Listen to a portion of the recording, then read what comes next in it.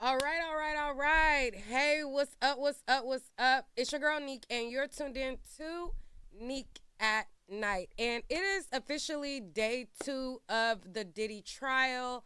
Cassie has hit the stand, and she has been breaking it all down as it pertains to what life was like getting in bed and involved with Diddy from the age of 19 years old. She's been talking about how she got involved in what is known as the freakoffs. She's talking about how she didn't want to make him angry. She's talking about it all.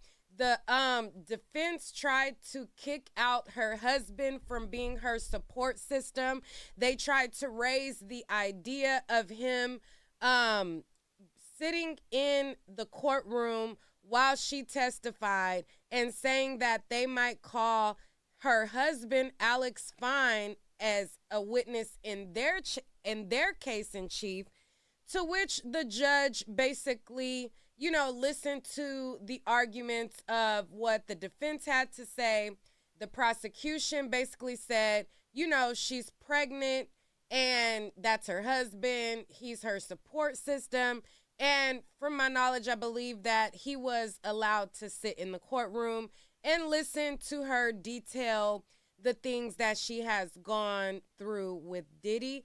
I've seen a lot of people on social media when this whole notion of her husband being in the courtroom or not being in the courtroom, and people were like, oh, well, like, he shouldn't be in there to hear these details. And I'm like, I'm not married, but I would assume that if it's her husband, he's heard them before you would ever hear them. So, and she went through a whole lawsuit where she had to literally give them evidence and all of these things to where Diddy settled in record breaking time. So there's nothing that I don't believe that after, especially after she put in, all of these details in the lawsuit and went through with the lawsuit, you think that her husband doesn't know what she's been through? Like, especially being that her husband used to be employed by Diddy as well. Like, so if y'all think that him being in the courtroom is so crazy or so outlandish, as if he hasn't already been told all these details, I'm like, what type of relationships do y'all have with y'all husbands? Like, and again, I'm not married, so I'm like, are people holding these deep rooted secrets away from their husband and not telling him? Because I can only imagine that if I'm to the point to where I'm married and we're building a life together, like, that would essentially be your best friend, right? That would be the reason why you would marry the person. I mean, especially in their situation, it's not like he's somebody that's like super, you know, like, like, I don't know. I don't know. Like, I don't know. I just feel like he would know. So just to that. But anyways, let's get into some of the details. Now, this picture of Cassie pregnant was captured 4 days before she hit the stand. So this picture right here on the right is how Cassie currently looks right now. And this is how big and pregnant she is right now. So the paparazzi caught Cassie a few days ago, or actually May. The article on People was May 7th when these pictures were posted. So before we get into the transcripts of what the people in the courtroom are live tweeting, let's look at where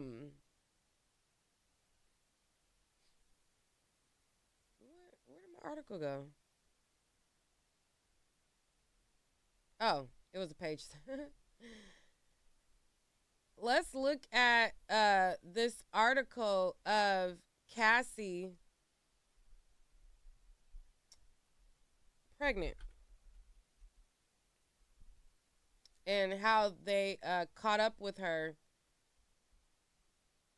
prior to the trial starting. So let's look at this article.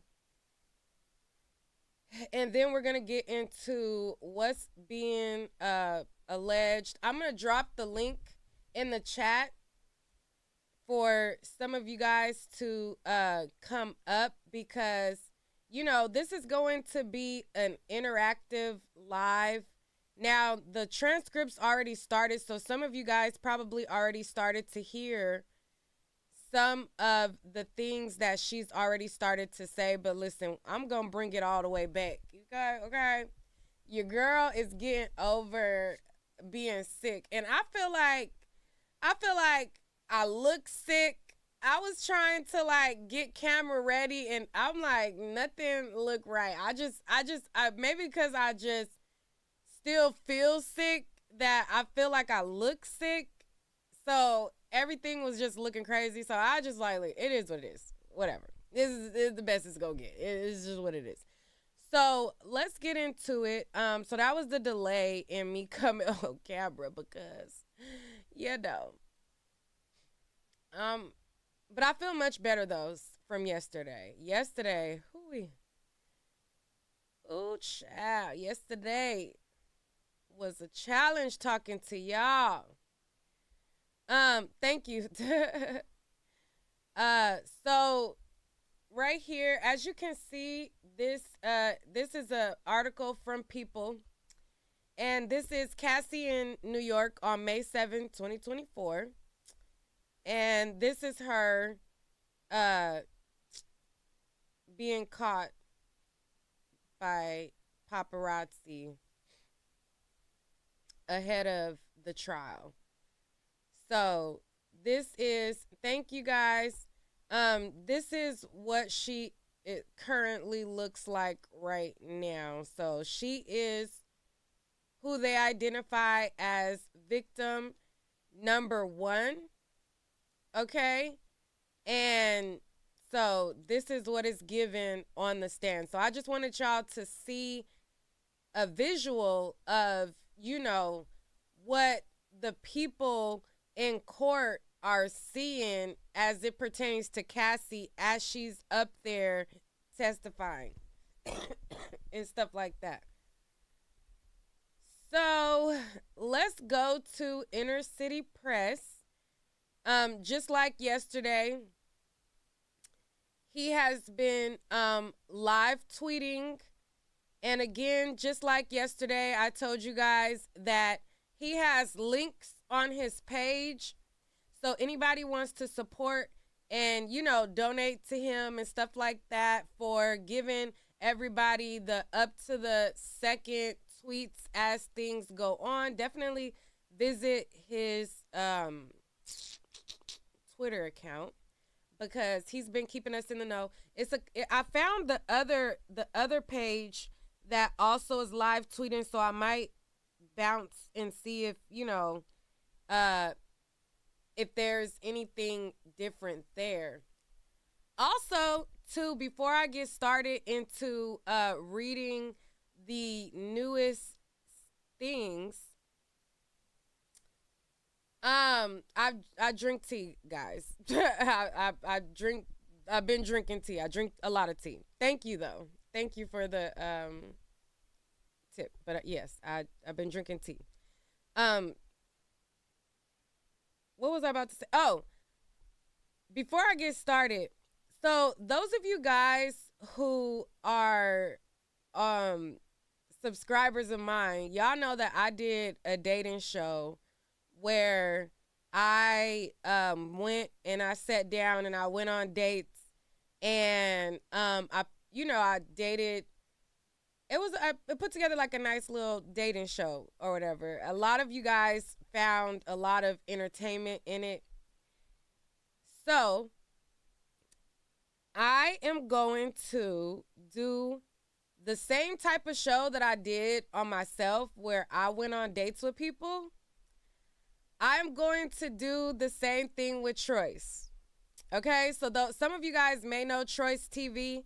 Some of y'all, he got a way bigger platform than me. So Troyce TV, next week, if you are in Los Angeles, okay, I am going to be putting Troyce on dates. Now, Troyce is Troyce is into like vibes, okay? So it's not closed off to any gender, okay? Because Troyce is more like a vibe type of person.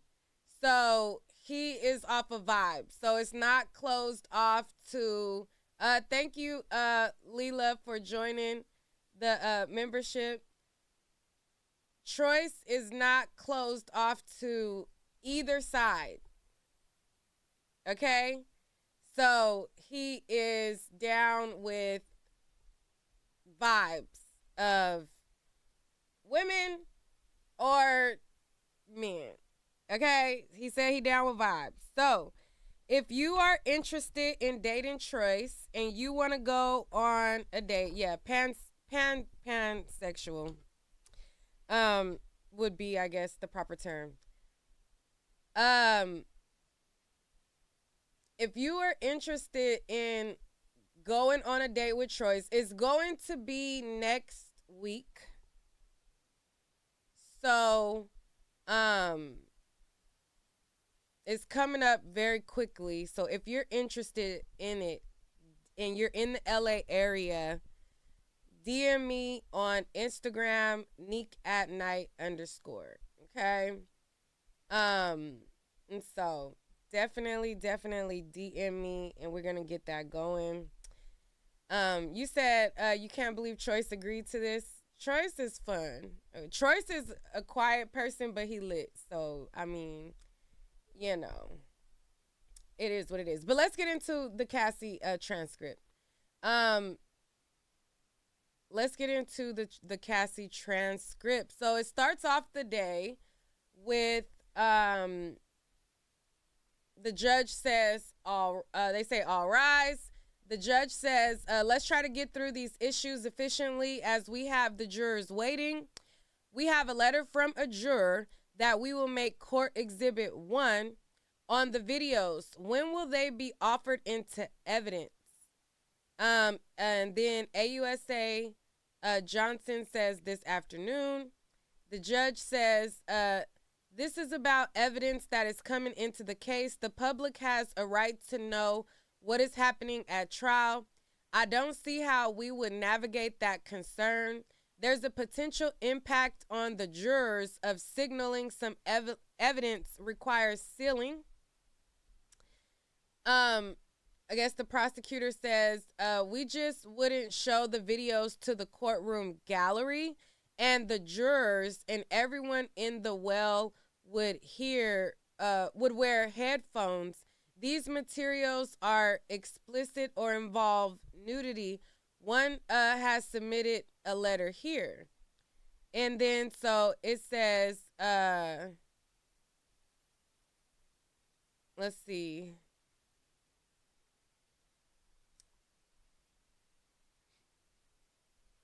Oh, so you have to be on his Patreon to see.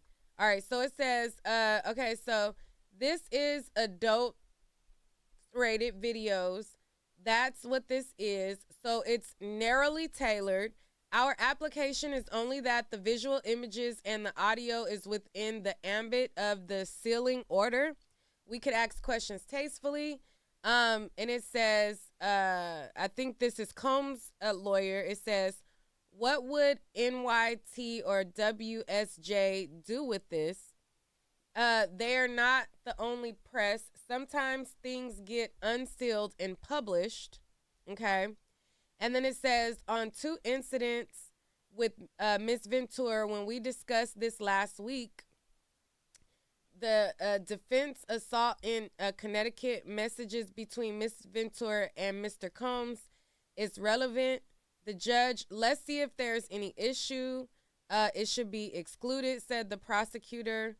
And then this is Diddy's lawyer. He suspected she was cheating on him. She did not answer her phone. She got into a bar fight and tried to off someone. So it's relevant to his suspicions and her substance abuse outside of their hanky-panky relationship. She was taking narcotics while close with her family in another state.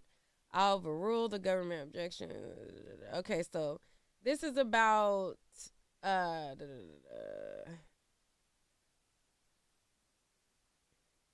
what they gonna let in or not. Let's get to when Cassie gets. While you and Miss Cassie Ventura were having hanky-panky hour. This is okay, so then they put the guy back on the stand. And this was the escort. Okay, so now they are back talking to the male dancer.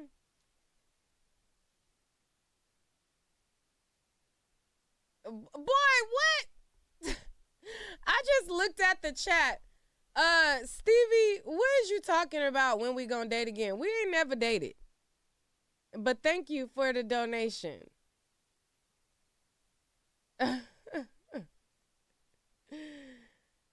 Thank you for the donation, but we ain't never dated. So stop. Like, what are you talking about?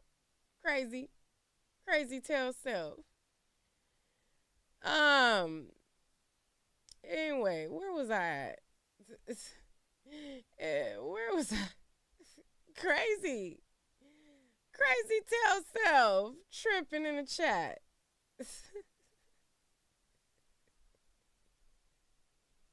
He played too much, Demaria, for real. He played too much. He played entirely too much. Okay, too much.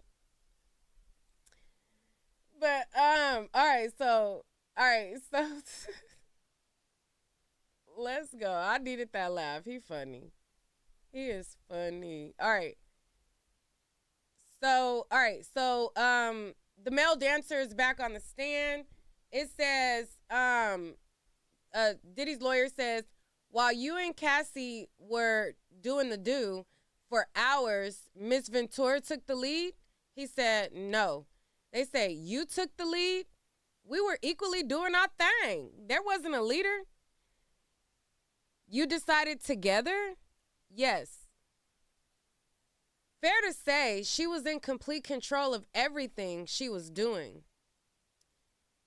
The dancer says, I can't say that.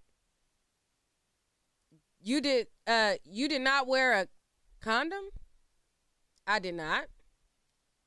Your boss told you Miss Ventura paid for the hotel, ? Yes. She paid with her credit card? He says, I have nothing to do with that. She used her card to pay for the dancer. Okay. That assault at her apartment on 11th Ave. I believe it was West End Ave, he says. And then Diddy's lawyer says, you claim Mr. Combs told her to come over. She said she had her personal information on the computer. So wait a minute. And he threw a bottle at her? Correct. He comes out and says, are you ready? The dancer says, are you guys ready? Diddy's lawyer says, isn't it true that Mr. Combs told you, yo, man, I'm going to have to deal with this. You need to get the F out? The dancer says, that's not correct. Diddy's lawyer, in 2023, didn't you tell prosecutors, he said, yo, man, objection, not in evidence, judge sustained. You can only use it to try to refresh his recollection. Diddy's lawyer, read it to yourself. Does it refresh you?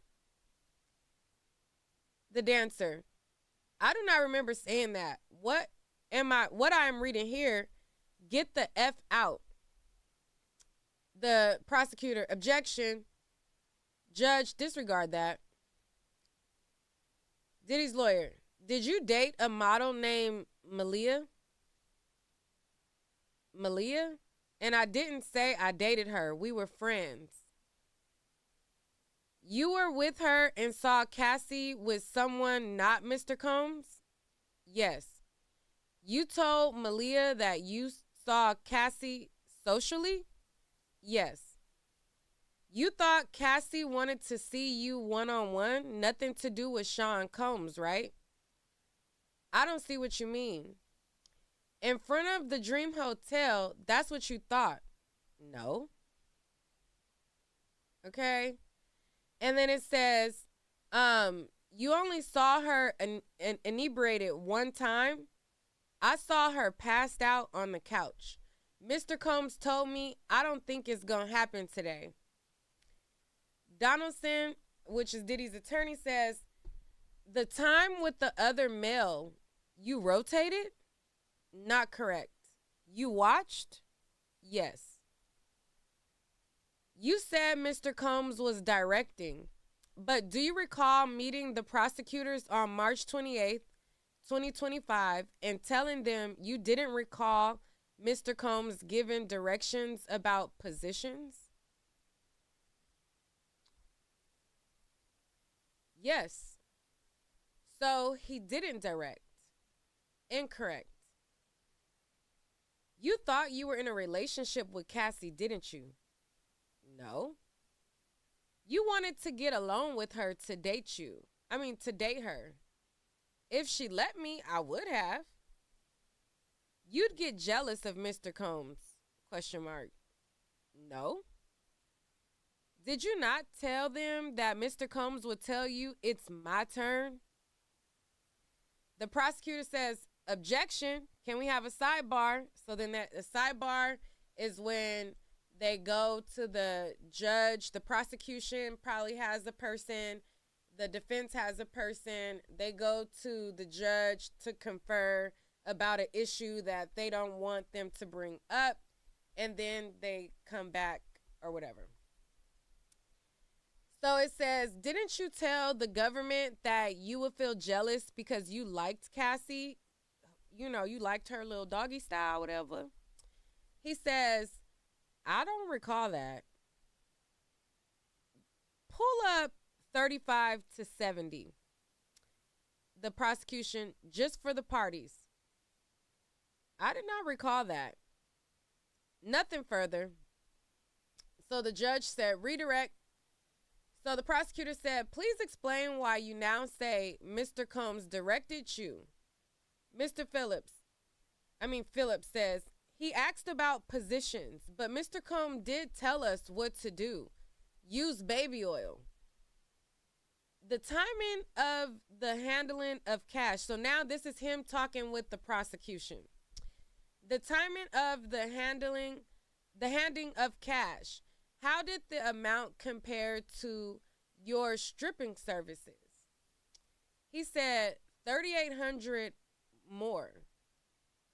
How much were you paid to perform when you could? $700 to $5,000 or $6,000. And when you couldn't perform, they paid me nothing then. Did Miss Ventura call you after the Dream Hotel? Yes. Do you know who she was with? No.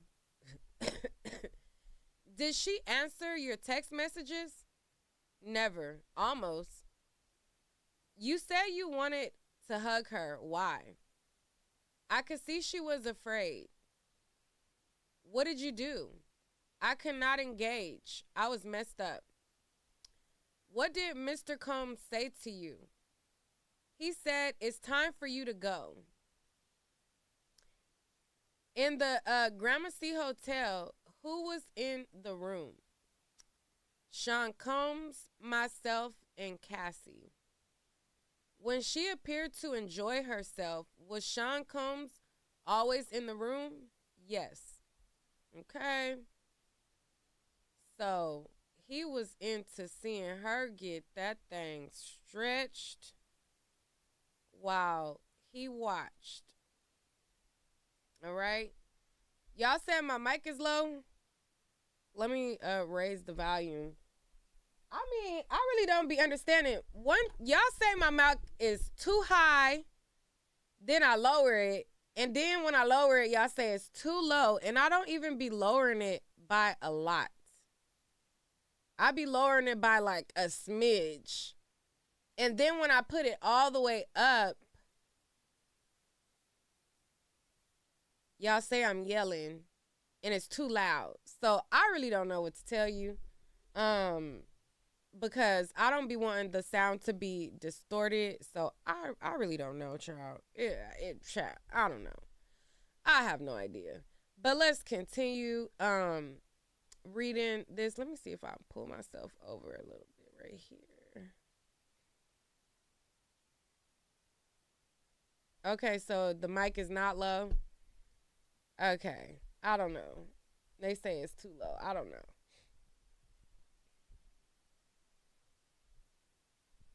Okay.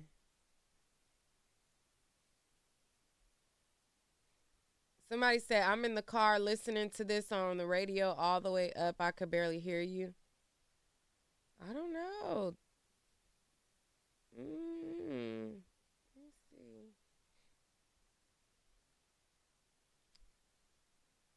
I have no idea. Unless I talk loud. But then y'all gonna be mad that I'm yelling. Oh no. Okay. Well, all right, so I'm gonna just keep going. But let me see. I have to, when I'm reading the transcripts, I can't really see what y'all saying. Do y'all want me to drop the StreamYard link?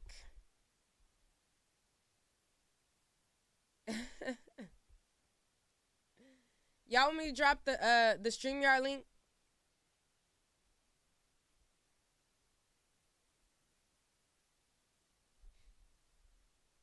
All right, let's get to it some more.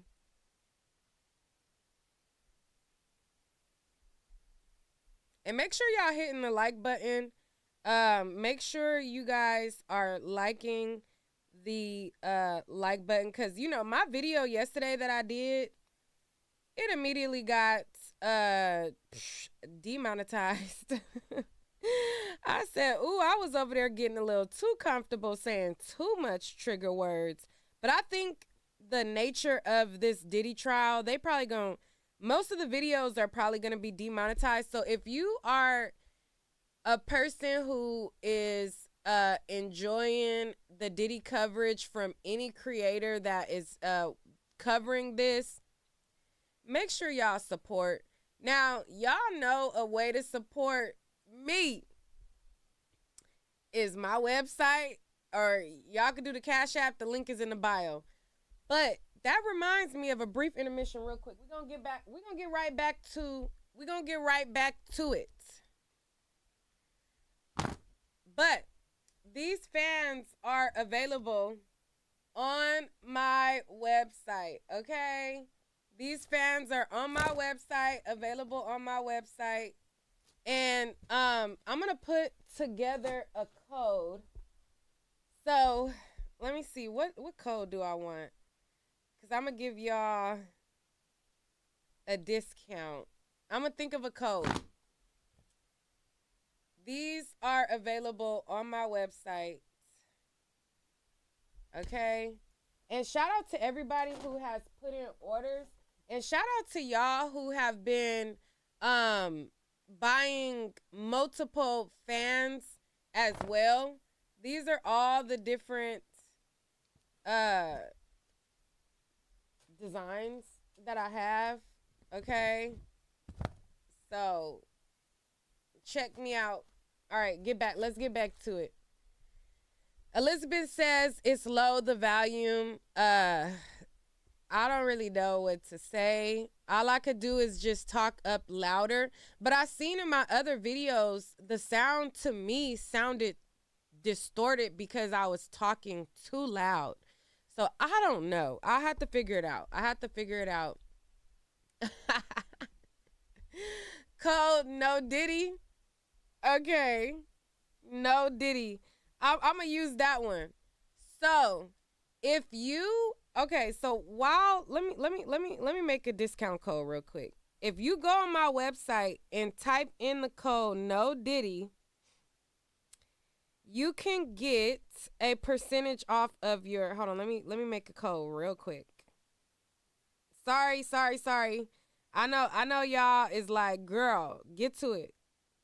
We want to hear the details. But listen.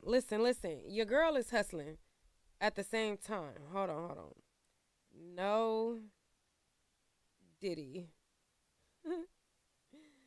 All right. How much percent do I want to do? Let's see.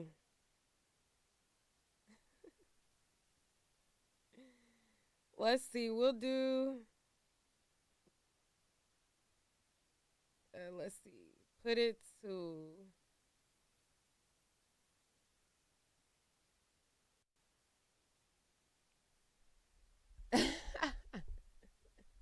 I'm gonna keep y'all posted. I'm finna do it right now. Let me. I'm gonna be working on it. Let me read some more. I know y'all like, girl, get to it. Okay, let me read some more. I'm creating it right now.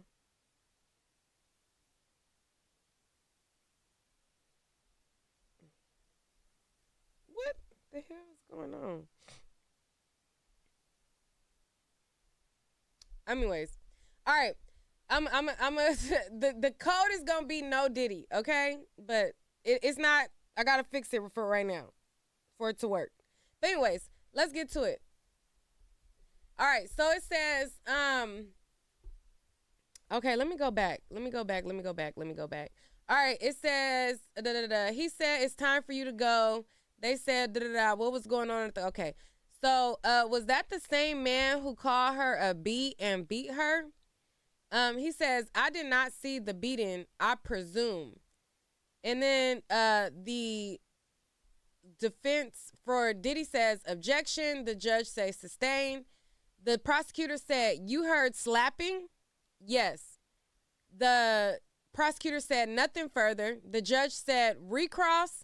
And then Diddy's lawyer said they had a brief recross.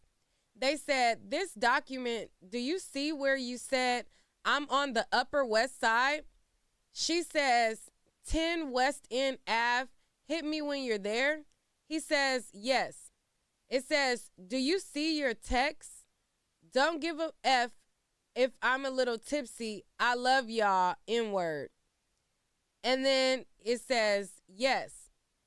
And then it says, and that was after the beating? He says, yes. Nothing further.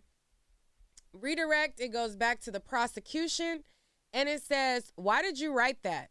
He said, I wanted them to see that I had no problem with what he had done. Keep it going. And then it says no further questions. So basically, he beat her up, but I want them to know, like, hey, I love y'all. You know, hey, what y'all do, you know, that's on y'all. But what we got going on, you know, that's our own thing. You know, I ain't tripping on you know, laying hands on her. Because at the same time, he getting paid $700 to however many thousands it said or whatever. So he ain't trying to mess up his money train, okay? He not trying to mess up his money train. And let me put in the StreamYard link in the chat. Because what do y'all think about that so far? What do y'all think about his testimony so far? Now, we're going to get into Cassie's stuff because now it's about to go to Cassie and all of that. So let me put the StreamYard link in the chat so that we can have some people come up while we go over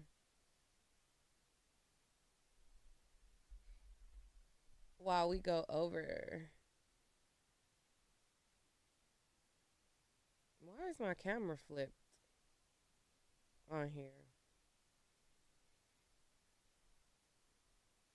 That's weird. Anyways.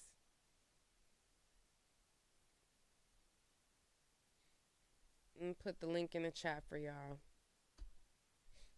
All right, that's the link in the chat for anybody that wants to come up as I'm reading through this Diddy stuff.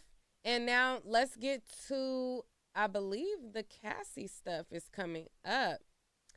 All right, so it says sidebar before the next witness.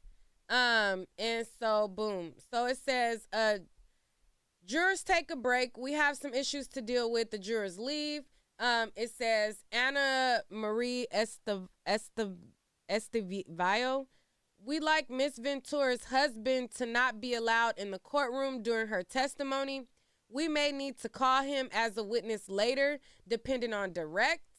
The prosecutor says, I'm not sure how Mr. Fine's testimony would be relevant.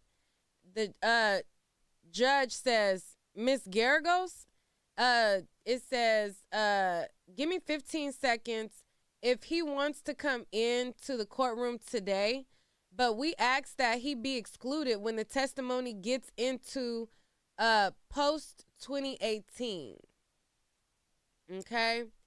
And then it says, in my initial examination, I will ask about post 2018, but only about devices. The judge, Ms. Garagos, that's okay. Judge, we'll be back in a couple of minutes. All right. So, let me see.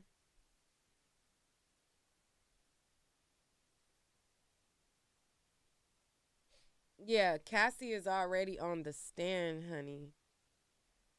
Cassie is already on the stand.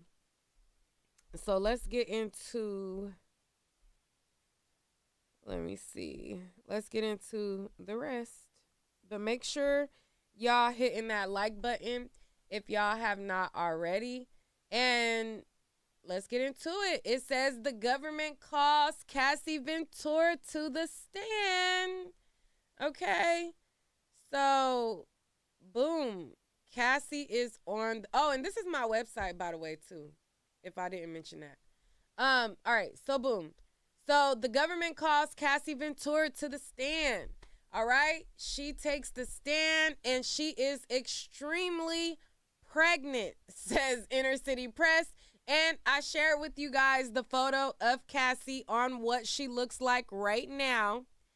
And it is this, okay? She is extremely pregnant as he described, all right?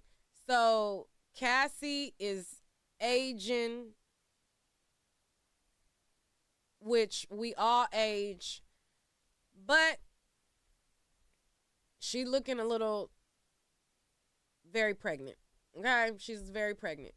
And this is her caught on May 7th. All right, so this was last week. So this is what she looks like right now as she takes the stand. Very pregnant, okay? And as I told you guys, when you pregnant, your hormones are Buttercup is saying, is the mic low for anyone? Y'all are saying that? I don't really know I haven't done nothing different. Like, I have not done anything different to where the mic would just, I don't know. This computer does what it wants. Some days the mic is loud. Sometimes it's low. But it's the same equipment. Like, so I really don't know. I really do not know. Um, so my only thing for the people who are complaining about the sound, you have to listen with headphones. You have to listen with headphones. Someone says she's beautiful. I'm not saying that she's not beautiful. I'm just saying that she is very pregnant. She's very pregnant. But anyway, so let's get into Cassie. And let's get into what is being said, okay? Because she gets into some things. So it says the government calls Cassandra Ventura, and they start out with asking her name, and they say, "How old are you?" She says 38. Okay. What is it that you work? And then they say musician and entertainer. And it's crazy. Cassie 38, I'm 38. Okay, so we the same age. I didn't even realize that me and Cassie were the same age. Okay, girl. But yeah, girl, it's giving 38. Over here as well. So, anyways, so it says, musician and entertainer. How long were you with Sean? She says 10 years. Did you get into arguments? She said yes. It would result in violence and dragging. They said, what else did he do? He would stomp me in the head if I was down. How frequently was he violent? Too frequently. I would get black eyes and bruises. Let me show you a video. Okay? So I guess the video they show is the LA hotel video. They say, where is this? She says, the Intercontinental in Los Angeles. It was after a freak off. What does that entail? The hiring of an escort, setting it up. How did you feel when he first asked for it? Confused? Nervous? I wanted to make him happy. Did you agree to one when he first proposed one? Yes. Then there were more. It wasn't something I wanted to do, at least not that frequently. I didn't know what no could turn into. What do you mean? Making him angry. What were you afraid would happen if you said no? Though time, he had blackmail materials. What did you give the government? Laptops. I've handed up GXB. Do you recognize it? Yes, I've reviewed this drive. It has communication and documents pertaining to Mr. Combs. Did you review photos on it? Yes. What's this photo? Me in 2004 with Carrie Morgan. When did you sign with Bad Boy Records? 2006. It was a 10-album deal. Did you release any after later than 2006? No. The prosecutor asked, who's in this photo? Cassie says, Kim Porter. She was Sean's ex from before and the mother of his children. Where did you celebrate your birthday in this photo? In Las Vegas. Carrie Morgan was there too. We're out on his patio on my 21st birthday, the VMAs. What happened then? Sean kissed me in the bathroom. I ran back to my hotel. I told Carrie. When you got back to New York, I visited him in the Trump Hotel in Columbus Circle. His apartment was being renovated. What were you going with your music career? Trying to come up with a concept. Sean called all of the shots. What is the age difference between you and Sean? 17 years. How did you feel when Sean invited you to hotels? Nervous? Excitement? We're going to talk about music. He introduced me to oral sex. I didn't understand it. Did you visit Sean in Miami? Yes. I went with Carrie Morgan in Dallas, Austin. What did you and Sean do together? Sexual intercourse. He gave me a blue dolphin ecstasy on a boat. Had you once before taken ecstasy unintentionally? Yes. How did you take ecstasy unintentionally? It was in Gatorade. When you took it intentionally with Sean, how did it feel? Like rolling. At the time, what did you think? That we were spending a lot of time together. I thought we were monogamous. Was it made public? No. I was his artist. Also, his family, his children. Who was linked to him publicly? Kim Porter. How did Sean treat you at this time? We had fun. What was his lifestyle like? He had all these assistants. He could get things done. He traveled quite a bit. What's this photo? Sean and I at a strip club in New York, like 2007 or 2008, Halloween. How does Sean's mood vary day to day? And then it says, when it swung, could you describe it? Anger, zoning out. How did it impact you? Greatly. The next thing I knew, I was getting hit in the face. There was also psychological abuse. He'd tell me to watch my mouth, change my face. How would he keep tabs on you? We didn't live far apart. He'd send security to come find me or a trusted assistant. Like who? David James, Christina Coram. Was your relationship exclusive? No. Did you see other men? Yes. Did Sean see other women? Yes. He said, I am Puff Daddy. I was insanely jealous. Did you move to LA with him? Yes. He wanted to be close to his kids who were there. All right. So this is her speaking about her time. And this is, I guess, starting from when she was 19 years old. So what she's describing right now is when she was 19 in 2006. Because you know how she said 2006? Well, I was 19 in 2006. And we're the same age. So, you know, I could keep track of these dates because we're the same age. So anyways, so this description is of her in the beginning.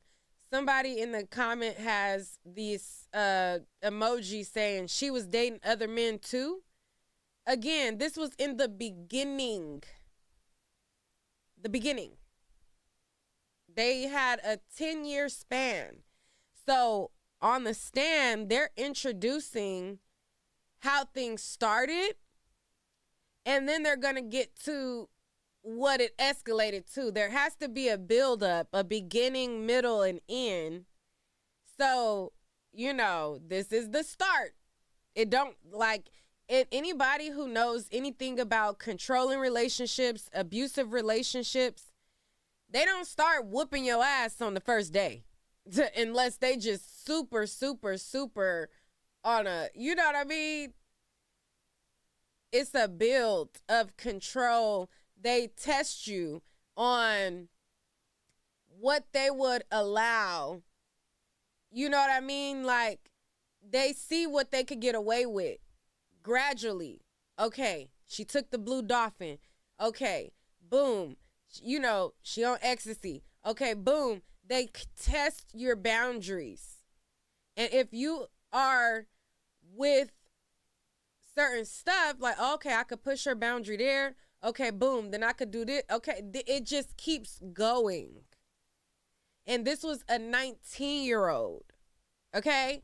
Y'all have to realize 19. Think about how inexperienced with life you were at 19 years old. And think about somebody who also has a dream of being a singer. I want to be a singer. I want to be famous. This is Diddy, who is the person who blew up with Notorious B.I.G., the person who has Bad Boy Records, the person who has all of these different people, Mace, all these different people's careers that he's associated with. And you want to be a singer. You want to be famous. You're a beautiful girl. Like, it's easy to get influenced by the lifestyle and get swept up into some stuff. Like, people are discounting all of those different nuances, and they're discounting the fact of, if like a pimp situation, like a pimp gonna get his hoe in line the way that she wants. You think everybody that's on the blade or on the stroll is doing it because they want to?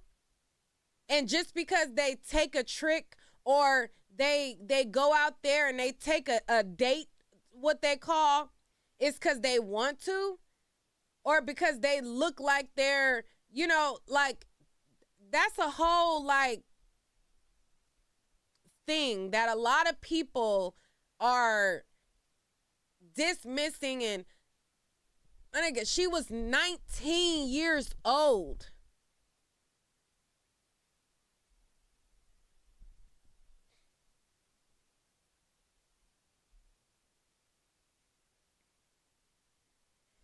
Almighty J said, Almighty Zeus says, she ain't a victim. Let's all be honest. The girl was a freak and did it for money and stayed for so long because of money. If you women didn't prioritize money over your souls, OnlyFans wouldn't be a thing. I mean, if you men, child, don't let me not let that's your opinion, child. That's your opinion. I don't agree. Let me not get triggered, child, because I don't agree. Okay? I don't agree. And also, being a person who, I'm not speaking as a YouTuber that's on the outside of the industry, that don't know shit about the industry. I'm speaking from a person who literally was involved in niggas that had money, involved in people who were influential. And because I had a mother who, you know what I mean, and instilled certain things in me, and I just didn't, I, as a person and an individual, I'm an only child. I always been a leader. So I'm like, you know what I mean? There's even things where I myself have been in rooms and been around some shit to where it's like, child, anyway. Ooh, let me woosah. Let me woosah.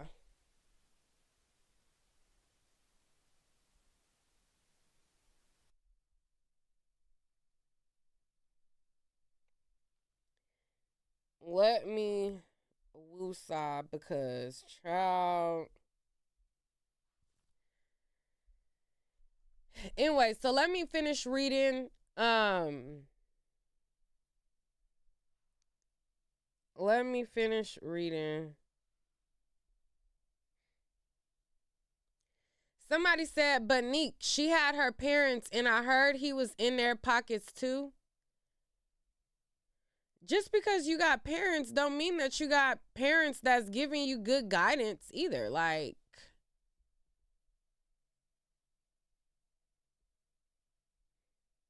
that doesn't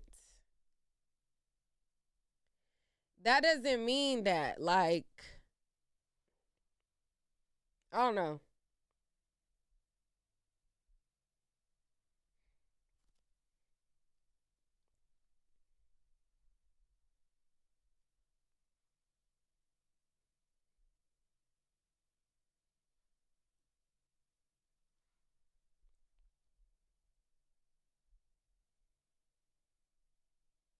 Oh, you said that they failed her. Okay. I see what you mean. Well, yeah, if we saying they failed her, then yeah. Yeah. Right. Exactly. Exactly. Exactly. Exactly. Um, okay, so let me finish reading. Oh wait, before hold on, let me see. Did anybody even click the link? Let me see. Did anybody oh, nobody even clicked StreamYard. Okay. Y'all just want to listen. Y'all said, girl, we don't want to click the link today. We just gonna listen. Okay, cool. That's cool. That's cool. That's cool. That's cool. That's cool. That's cool. Okay, so let's get back to this. Um, so let's see. Where was I at? Okay, so the prosecutor says, what was his lifestyle like? He had all these. Okay, wait, I read that part already. Okay, so it says, oh wait, where was I at?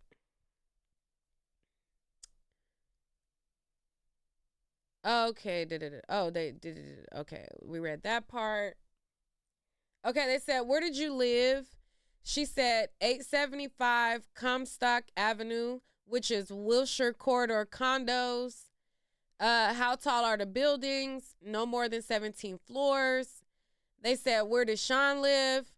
200 South Mapleton. Sean would use a golf cart to get back and forth.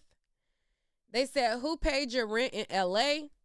Sean, except when I had the house in Studio City. Why'd you pay then? I could afford it then, and I wanted to have some control. It was accepted. By whom? Sean. How many songs did you write while with Sean? Hundreds. Most were never released. Some got leaked on the internet. Some on mixtapes. How many albums on your deal were not released? 9. Did you get paid for them? No. The freakoffs became a job. There was no time to do anything else but to do them and try to recover. How much time in your week would freakoffs take? The longest was 4 days. Significant periods of time. All right. So they said, we'll take a break there. And so they took a break. And, let's see if there's new tweets. Let's go back. And let's refresh. All right. Let's see what we missed. Oh, okay. So it says they came back and it says the prosecutor says, who was your manager at Bad Boy Records? She says, James Cruz. Oh, I'm reading it and I'm not even sure. Why y'all ain't tell me the thing wasn't on here? I'm just reading.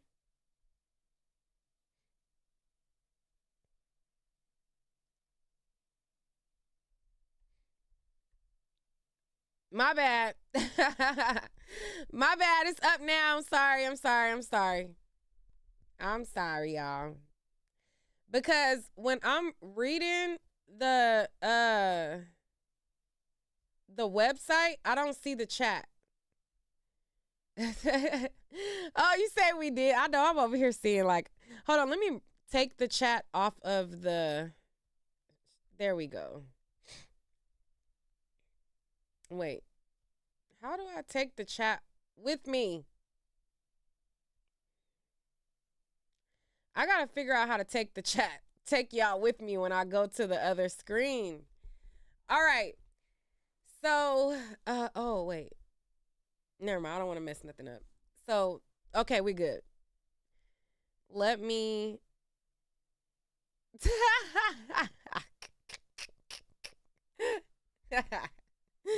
She said they told you 100 times. My bad. My bad. My bad. My bizzle. Okay. We back. All right.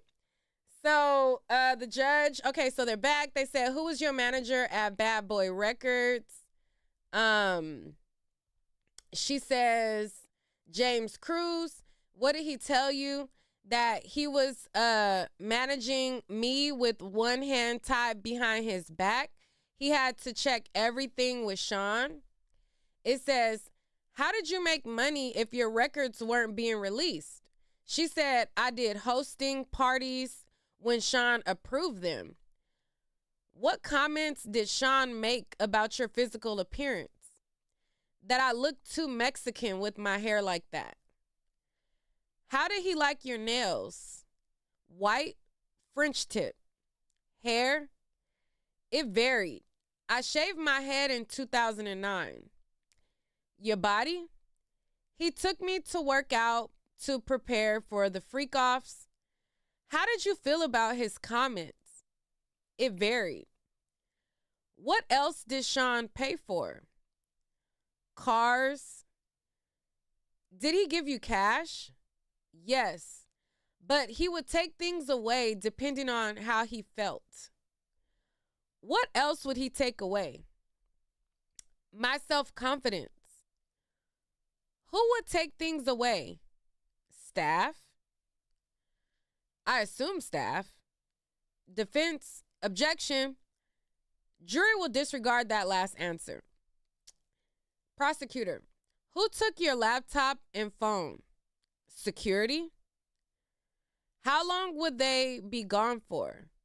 However long I was being punished for. How often were you in contact with Sean's staff? Daily. Who are in these photos? Christina Karam and Miss Fletcher. What did you call Miss Karam? KK. And who's this? D-Rock. He was Sean's security. How frequently were you in Sean's residence? All the time. Did they all have safes? Yes. What did you observe in them? Cash, jewelry, cameras, and videotapes, guns in New York, LA, and Miami, and Alpine, New Jersey. Do you recall an incident between Sean and Suge Knight? Yes. We were having a freak off in LA. D-Rock came in and said Suge was down at a diner. Sean drove over there. What was your reaction? I cried, said, don't do something stupid. Child, they getting into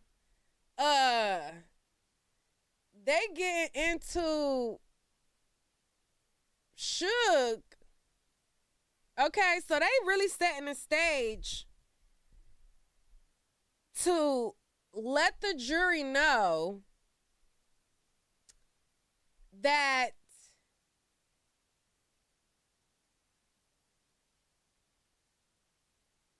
this is a person who was getting active. Okay? This is a person who was out there getting active. And they setting the stage as to why it makes sense for her to be so fearful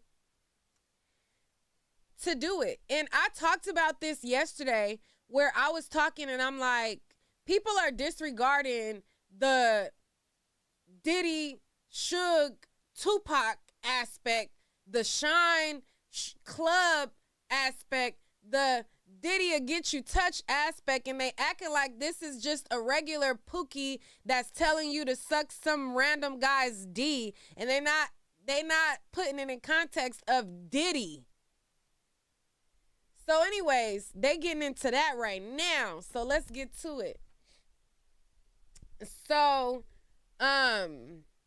okay, so it says, do you recall an incident between Sean and Suge? Okay, so she says she cried because she told him, you know, don't do nothing stupid.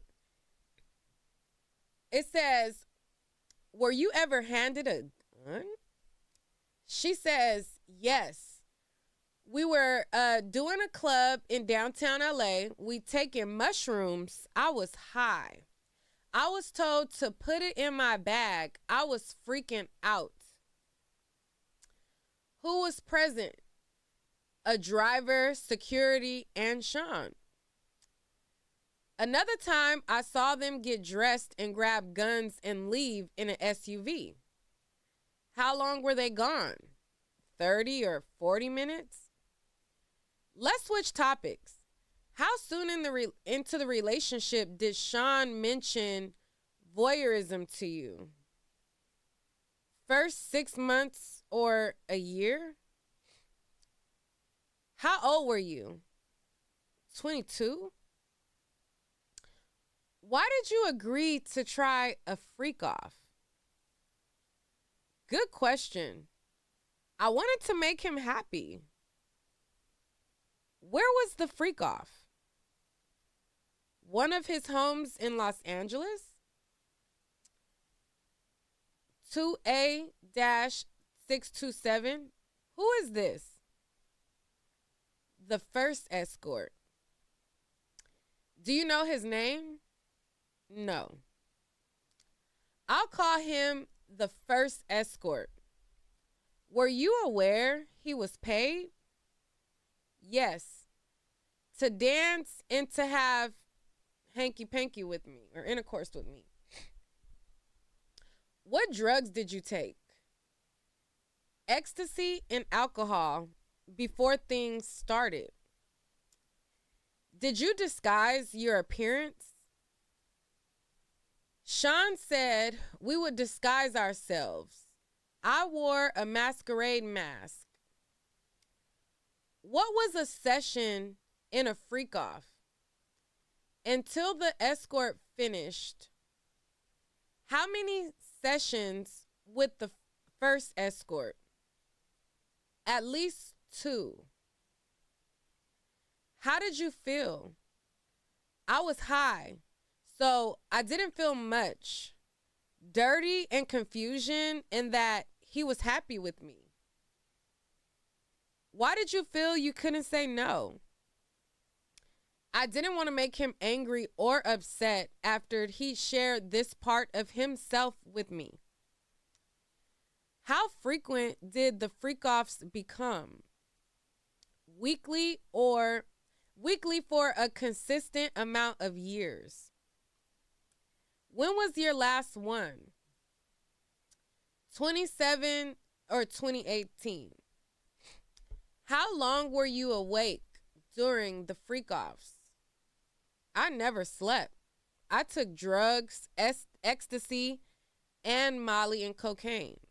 Can you imagine the cocktail that they was on? Like, they was on it all. It's crazy. Crazy. Crazy work. It says, do you recall all of the freak-offs? She says, that would be impossible. Did you want to stop? Yes. I was humiliated. I didn't have those words then. I couldn't talk to anyone about it. And she starts crying. I knew that the tears was going to enter in the chat. I said it yesterday. Number one, because just reliving something like that. And then number two, she's pregnant and hormonal. So tears was bound to happen. So it says, so she started crying. So it says, did you tell him that you didn't want to? Yes. She says, I brought it up gently. I didn't want him to just do it with someone else. Were you able to express your concerns to him? Objection, leading, judge, rephrase. Why would you talk to him gently? I didn't want him to be angry. All right? So, let's refresh and see what else.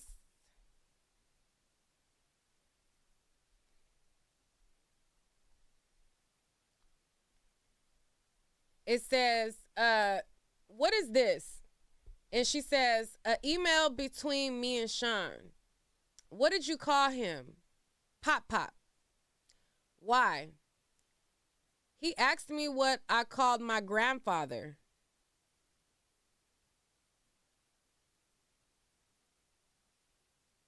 What? She said, ain't that what Young Miami called him too? Pop Pop?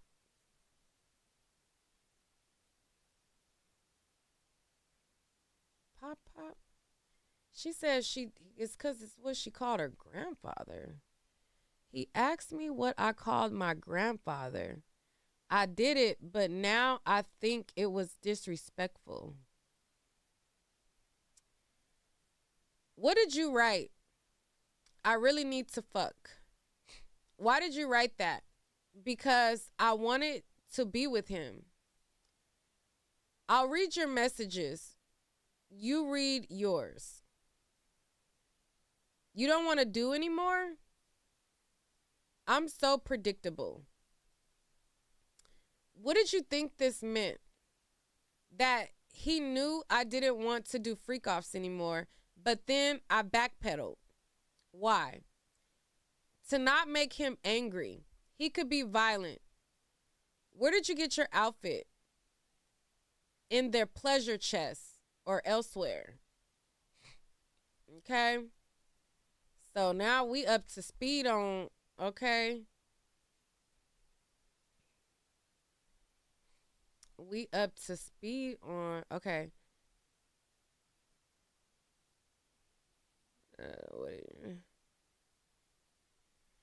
So we gotta wait until some more gets posted up. So that's so far.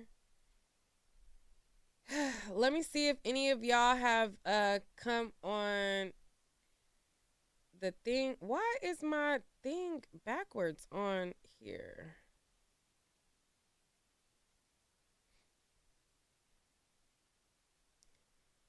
My picture is backwards on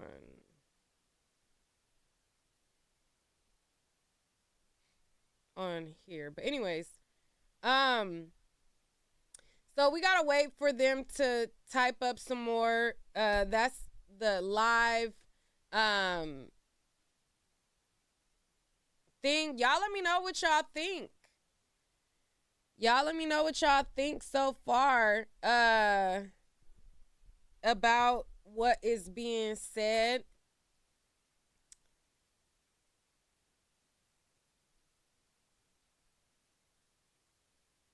Alicia says she definitely sounded like she had a choice. Did you miss the parts where he would become violent and he was beating her and then she would get punished by her cell phone and he would take her privileges away? He was also the one in control of her career. He was also the one that had assistants. He was also a person who they also brought up the Suge Knight situation where he had guns. Did you also forget about the part where, you know, like, I don't know, I guess people hear what they want to hear and they say those things, but I hear the whole totality of it, and I don't know. I look at it differently. I don't think that this was an average situation like that y'all trying to make it seem like. I just don't. It doesn't really sound like a big choice. Honey Trap, hello? Hey, Neat, can you hear me okay? Yeah, I can hear you. What's your thoughts so far? Okay, so my thoughts so far. So right now I'm in the comments. So I'm kind of just seeing what everybody else is typing. And a big thing that I keep seeing people repeat is this whole, she was 19, she should have known better. Almost painting her as like, almost making it seem like she's a conspirator with the whole thing as well. And I just feel like just be real. Like when you're 19, technically you're over 18, so you're an adult, but you're still a kid. Like for me, I'm actually 24. I just turned 24 last week. And there's instances I look back at when I was 19, even some I look back at when I was 23. And I think to myself, that could have been done differently. I didn't have to do it this way. I could have said this a different way. So I feel like when you're a kid, well, not a kid, because again, you're technically an adult, but when you're younger, your thinking pattern isn't the same. And as much as I keep hearing people say, oh, she was 19, she should have known better, she was in it for the money, I feel like people keep forgetting this is ultimately a case of an insanely skewed power dynamic.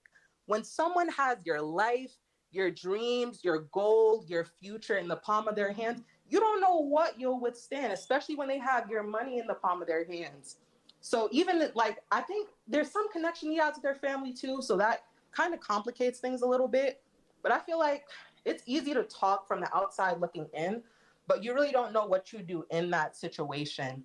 For me, like you were saying earlier, I'm a producer, so I make beats in New York. So I'm around these rapper types all the time. And this is how they behave. I just don't understand why people are honing in on the fact that she should have, quote unquote, known better. But no one is really pointing out the fact that Diddy is a grown man who knew that she was a little girl when he got with her, and he could use his fame and his wealth and his power as leverage. So I think it's just unfair for people to look at everything through that lens. I don't think she really had a full grasp of the situation at that point. And it's so easy to let things fly, I guess, when you don't expect that they'll happen back to you. And I think people also are discounting the, it's an echo or feedback somewhere, so when I talk, I'm just, when I talk, just mute it, but unmute it when you talk. So and people keep dismissing. Now, when I look at these cases of girls going after powerful men, I don't look at each case the same. Like, I look at these things on a case by case basis. When it comes to certain people and certain how they got involved, this, that, I look at certain stuff different. Like, okay, this person for the money. This is a person who started out, she was already being in her lane of being a singer. She wanted to be famous. She wanted to be a singer. And you have Diddy. People keep dismissing the whole thing about Tupac, Shine. They keep missing the part where she's talking about how violent he was. We saw how violent he was on video. It's not like she's just, oh, girl, I don't believe you. Like, we saw the video. We saw how, and we've heard how he get down. We heard he done slapped Drake. We heard about instances that he's had with men, and Wale claims that he wasn't dangled over the balcony, or he wasn't in this interaction. I don't know if I really believe him or not, but we've seen all of these instances where he has done very crazy things to even men in the industry. So to think that a woman wouldn't be afraid, or, you know, or think that she has the same willpower and she could have just left. Like, if this person has your whole life, I just don't look at it the same.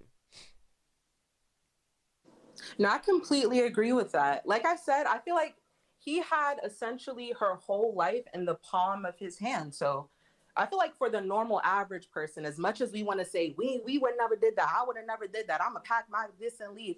As much as we could say that, it's one of those things where you don't know what you do until you're in that situation or a vaguely similar situation. Yeah, And hold on, again, wait. I'm my gonna main pause you thing is right just the now. power dynamic. Moderators, don't block people for having a different opinion in the chat. I'm not seeing what y'all are blocking. If they disagree, they can disagree. Just as long as they not being disrespectful or they not, saying nothing crazy to me. They can have their opinion about Cassie. This is about Cassie. This is about Diddy. Everybody's not going to agree with the same thing. Some people feel like she was complicit. Some people feel like she, all of these different things. So don't block people because they have a difference of opinion. So let's have a dialogue and let people express themselves. People feel like C-Dub in the chat say, oh, she loved it. Let them have their opinion. I just differ in how I feel about, that. But go ahead, Honey Trap.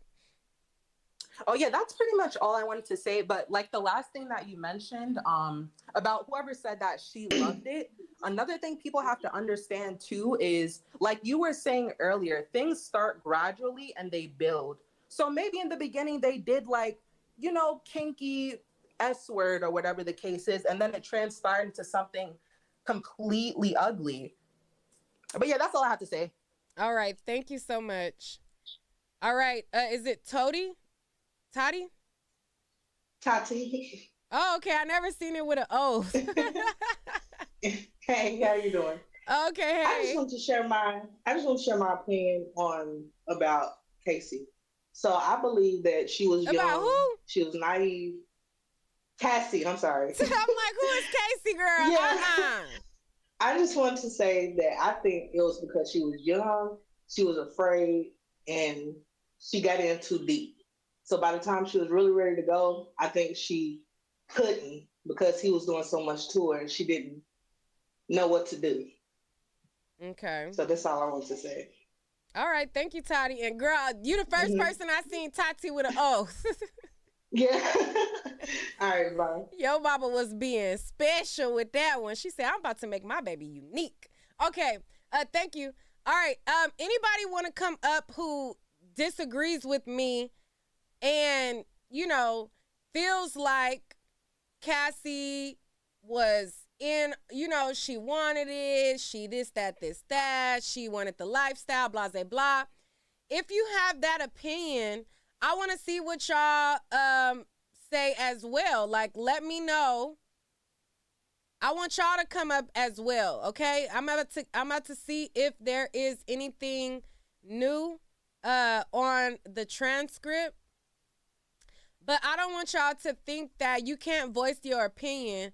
Now, you could absolutely voice your opinion as well. So, let's see. There's a couple more tweets, okay? They talk about Astroglide and all kind of stuff like that. So, let's start back reading the transcripts that's going on in the court. The link is in the chat. Stevie Ray just posted it. It's the StreamYard link. So click the link if you guys want to give your opinion and let me know. I'm trying to get one more person to give y'all opinion before I read the transcript again. So let's get somebody to click the link. Come on now. I know y'all not scared to click the link. Is T Pendale in the chat? What up, T?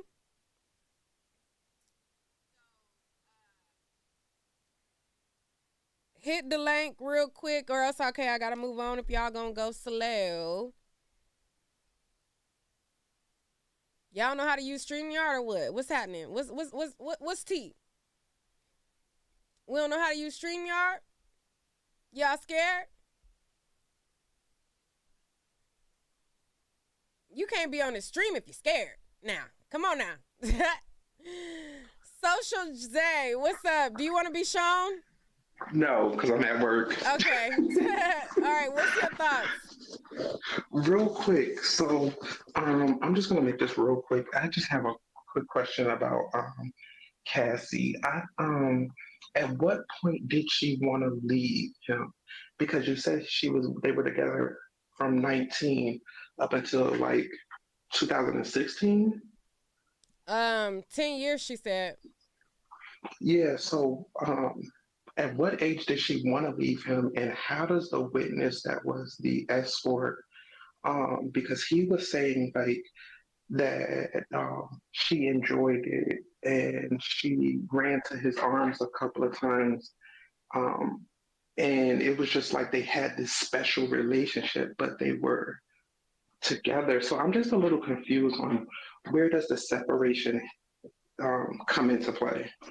I guess that's gonna be something that we'll have to keep listening for as she explains it. I really can't tell you that, but I think they were coming upon some of those things, and the defense is definitely gonna go there. So Yeah, that's something that we'll have to keep listening and see what she say.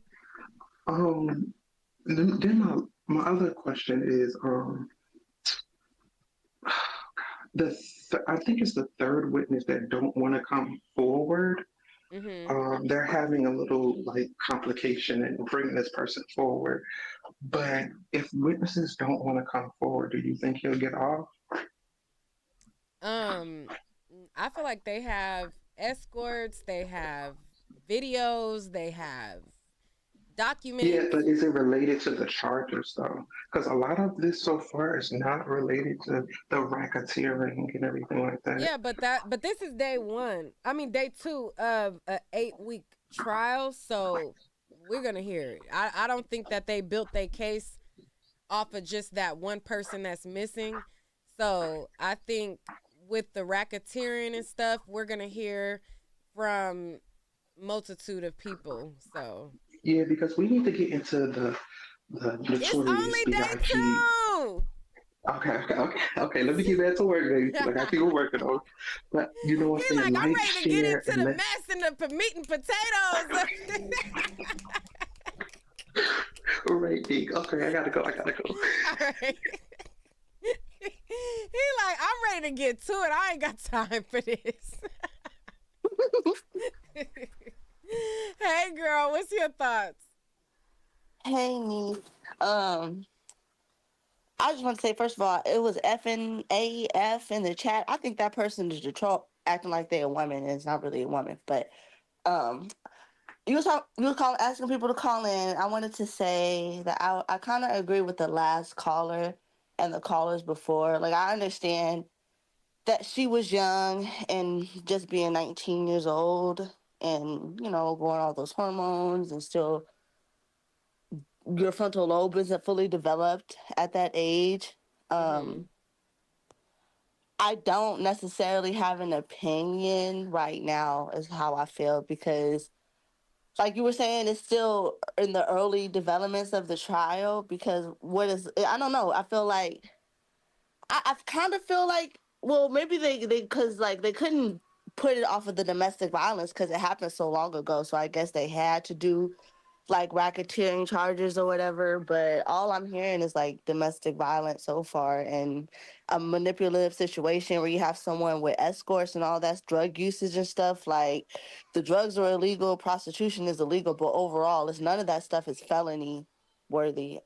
I don't know. But I also heard that she's not the main case. So Oh, okay. normally people who are like the one that's gonna bring it home, they're gonna bring They save that that for last. at the end. They always save in these trials. They always save the best for last. When it came to Young Thug trial, they had been on trial for almost a year before we even got into how is Young Thug even involved? Like, what's his culpability in this? Like, it was a whole year before we even got to the meat of like how they trying to pin this on Young Thug or how he's the, you know what I mean? So I feel like this is just for them to put her on first. That just tells me that she's not the one that's really about to knock it out the park. I think they put her on first. She pregnant, get her on. You know, it's you know, it's unpredictable when it comes to pregnancy. So we got to get her on and get her through. But I think that they most of the time save the best meat of the trials towards the end. That's true. That's true. Do you think it'll be like 8 weeks, or do you think it'll end up going beyond that? I think it'll be eight. It's possible to go longer, but if the defense puts on a case, which his life is on the line, I believe that they should. I think their estimate is based on the prosecution's case in chief and some estimates of if they might put on a case, but it's a possibility if the defense puts on their case in chief and, you know, how things go. Well, yeah, I guess I'm thankful for you and grateful for you for keeping us up to date and reading transcripts. We love you, Queen. So just thank you for being here for us, because I wouldn't be keeping up with this without you. All right, thank you. I appreciate it. All right. All right, bye. All right, Ebony. Hey, can you hear me? Yes. Okay, I'm a little nervous and I'm a little triggered because, you know, the topic is crazy. So bear with me. Okay. But it's just heartbreaking, like hearing certain people try to throw like, oh, she was 19, she was an adult. It's like we are so unrealistic when it comes to that. Yeah, 19 is an adult because the law says so. But if you're a parent and you have kids, you know how it feels to be a mother of a 19-year-old. Like, I don't have a 19-year-old yet. I am a mother of 4. I have 2 boys and 2 girls. My oldest is 15. So I'm like, my son will be 19 in 4 years. I cannot imagine someone not having compassion for him being able to be manipulated by somebody old enough to be his mama, because I literally had him at 19 and Diddy was 17 years older than her. So it's just really hurtful to hear that. It's hard to see that people really don't have compassion when it comes to something like that. Now, I do understand, like, there are people who aren't victims. It's people who already turned out and whatever. So by the time they get to a Diddy, they've already been turned out. So he wasn't the worst of their situation. But what it seems like is Diddy introduced Cassie to that lifestyle. It doesn't seem like that was something that she was already into and doing. So it's like he turned that girl out. So regardless of how it transpired and if she appeared to enjoy it when she was doing it here and there, like, have y'all never even, we're adults here, have y'all never faked it when y'all was with y'all man or your woman or whatever? Because it's like, hey, sex is sex, it's what we do. Like, I'm about to handle my business real quick, whatever. Like, people just aren't realizing the nuance of the full picture. And like I said, it's just heartbreaking to kind of see some of the insensitive comments or whatever. But I do understand everybody is not a victim, and certain people are freaks or do this or do that. But that's not everybody's situation.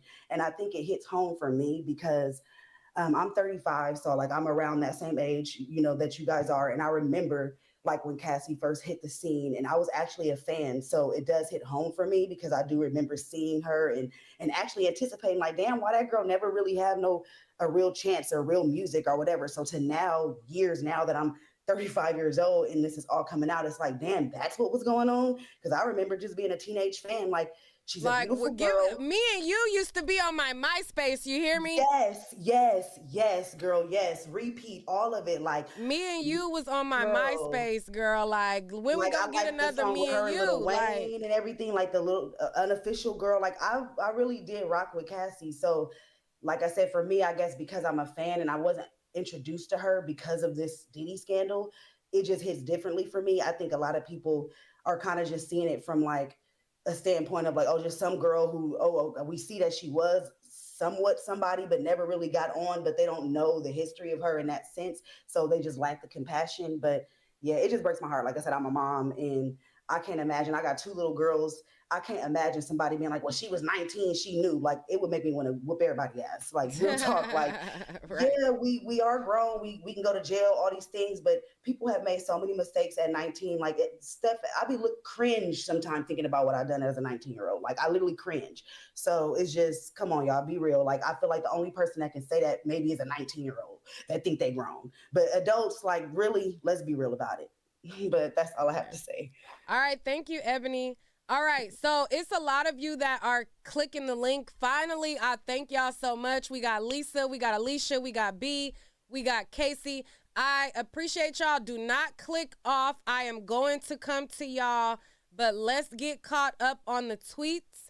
It's a few more that came in, and then I'm going to go back to you guys. So do not click off. I'm going to come to you guys, but let's get caught up to current on the tweets because we're a little behind from talking. All right. So she says, so they talk about whether or not she wanted the freakoffs to continue or not, and about how she backpedaled and she didn't want to make him angry because he could be violent. They say, where did you get your outfit? She says, a pleasure chest elsewhere. Did you get piercings? Yes. Sean came with me. Which of his homies did you have freak out? Oh, which of his homes? Child, not which of his homies. Which of his homes did you have freakouts in? She said, Miami, New York. What other homes? My home, all but Studio City. In what other cities? Atlanta, Ibiza. In what hotels in New York did you have freak-offs? Trump, Gramercy, Intercontinental, question mark. She says, 44th Street, yes. The prosecutor says elsewhere. She says Mandarin, Oriental, Fontainebleau. What names were used? Ventura says Jackie Starr. I used Frank Black. What supplies for the freak-offs? Astroglide, baby oil, condoms. Who bought the supplies? Security, his assistants. Which brand of baby oil?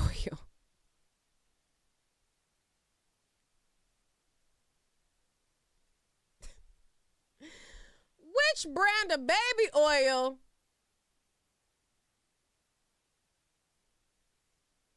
They say, which brand of baby oil?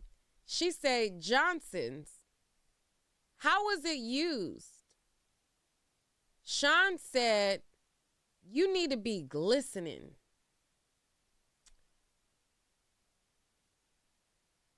Were there freak-offs where you ran out of baby oil?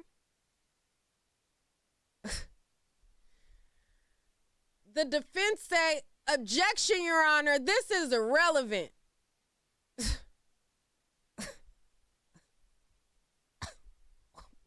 What?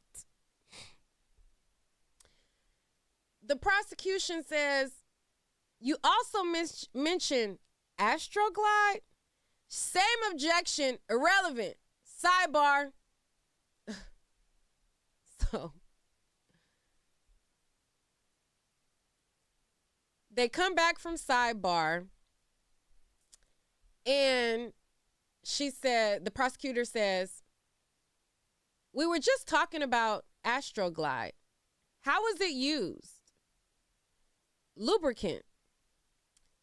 If you ran out, what? We'd call either staff or the bell desk, give them a tip. Were the freak-offs lit?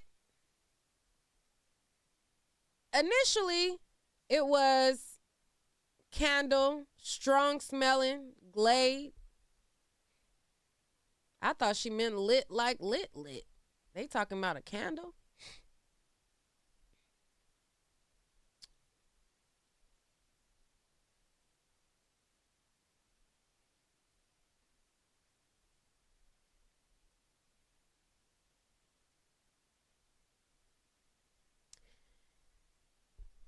Any other use of candle wax? A few times poured on my body. Who set the temperature of the room? Sean. I was expected to do freakoffs on my period. Did you want to do that? No. Did you want to be urinated on? Objection. Grounds. Asked and answered. Overruled. No, I did not want it.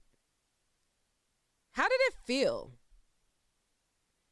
It was disgusting. It was too much. I choked. No one could think I wanted it. Why were you choking? Too much urine in my mouth. Oh my God. Who else urinated on you? Sean. Did you want Sean to urinate on you? I didn't want anyone to urinate on me. How often did it happen? Very often. Which hotel charged the most for damage to the room? The Intercontinental in New York. They redirected the whole room for ridiculous money. Back to urination. Judge, Miss Johnson, only a few more questions. Why didn't you say no? Child.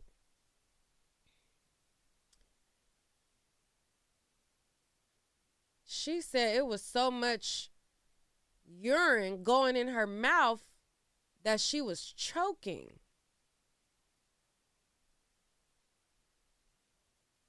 Now, due to the contents of what we talking about, y'all already know YouTube is not about to monetize this. So if you guys are appreciating the stream, y'all know that y'all could always donate via Cash App. Okay, to keep the stream going if y'all want me to cover this. But she said that she would be choking.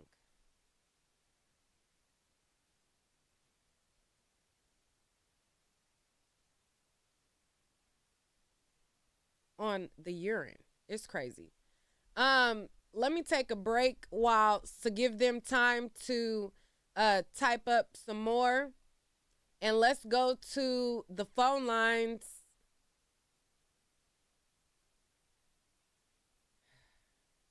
Because that is crazy. All right. Did we already go to Ebony? I think we were on Lisa. Lisa, wait. Ebony, did I go to you already? Yes. Okay, let me go to Lisa. Lisa, hello? Hi, can you hear me? Yes. Oh my goodness, I'm so glad you took my call, but I just want to hop right into it. Go ahead. Right? So I am a New Yorker, born and raised. Mm-hmm. I am a woman in my 50s. I am a hip hop head, just what it is, right? Mm-hmm. So my perspective is different. I have one child. She's 20. She's in her 4th semester of nursing school. So that's where I'm at. When we're saying that this girl is 19 years old, 19 years old is not a child and it's not grown either. My point of view is extremely strong, and my daughter really argues with me about it. I don't believe Cassie is a victim.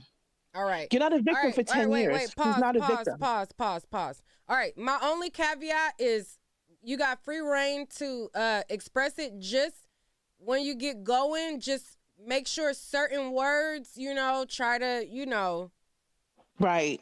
Just that's my only, because I feel like you was finna get going. So like, okay. No, I can express myself without using language. Okay, go ahead. Go ahead. Yeah, I just feel like she's not a victim. Okay. She's just not a victim.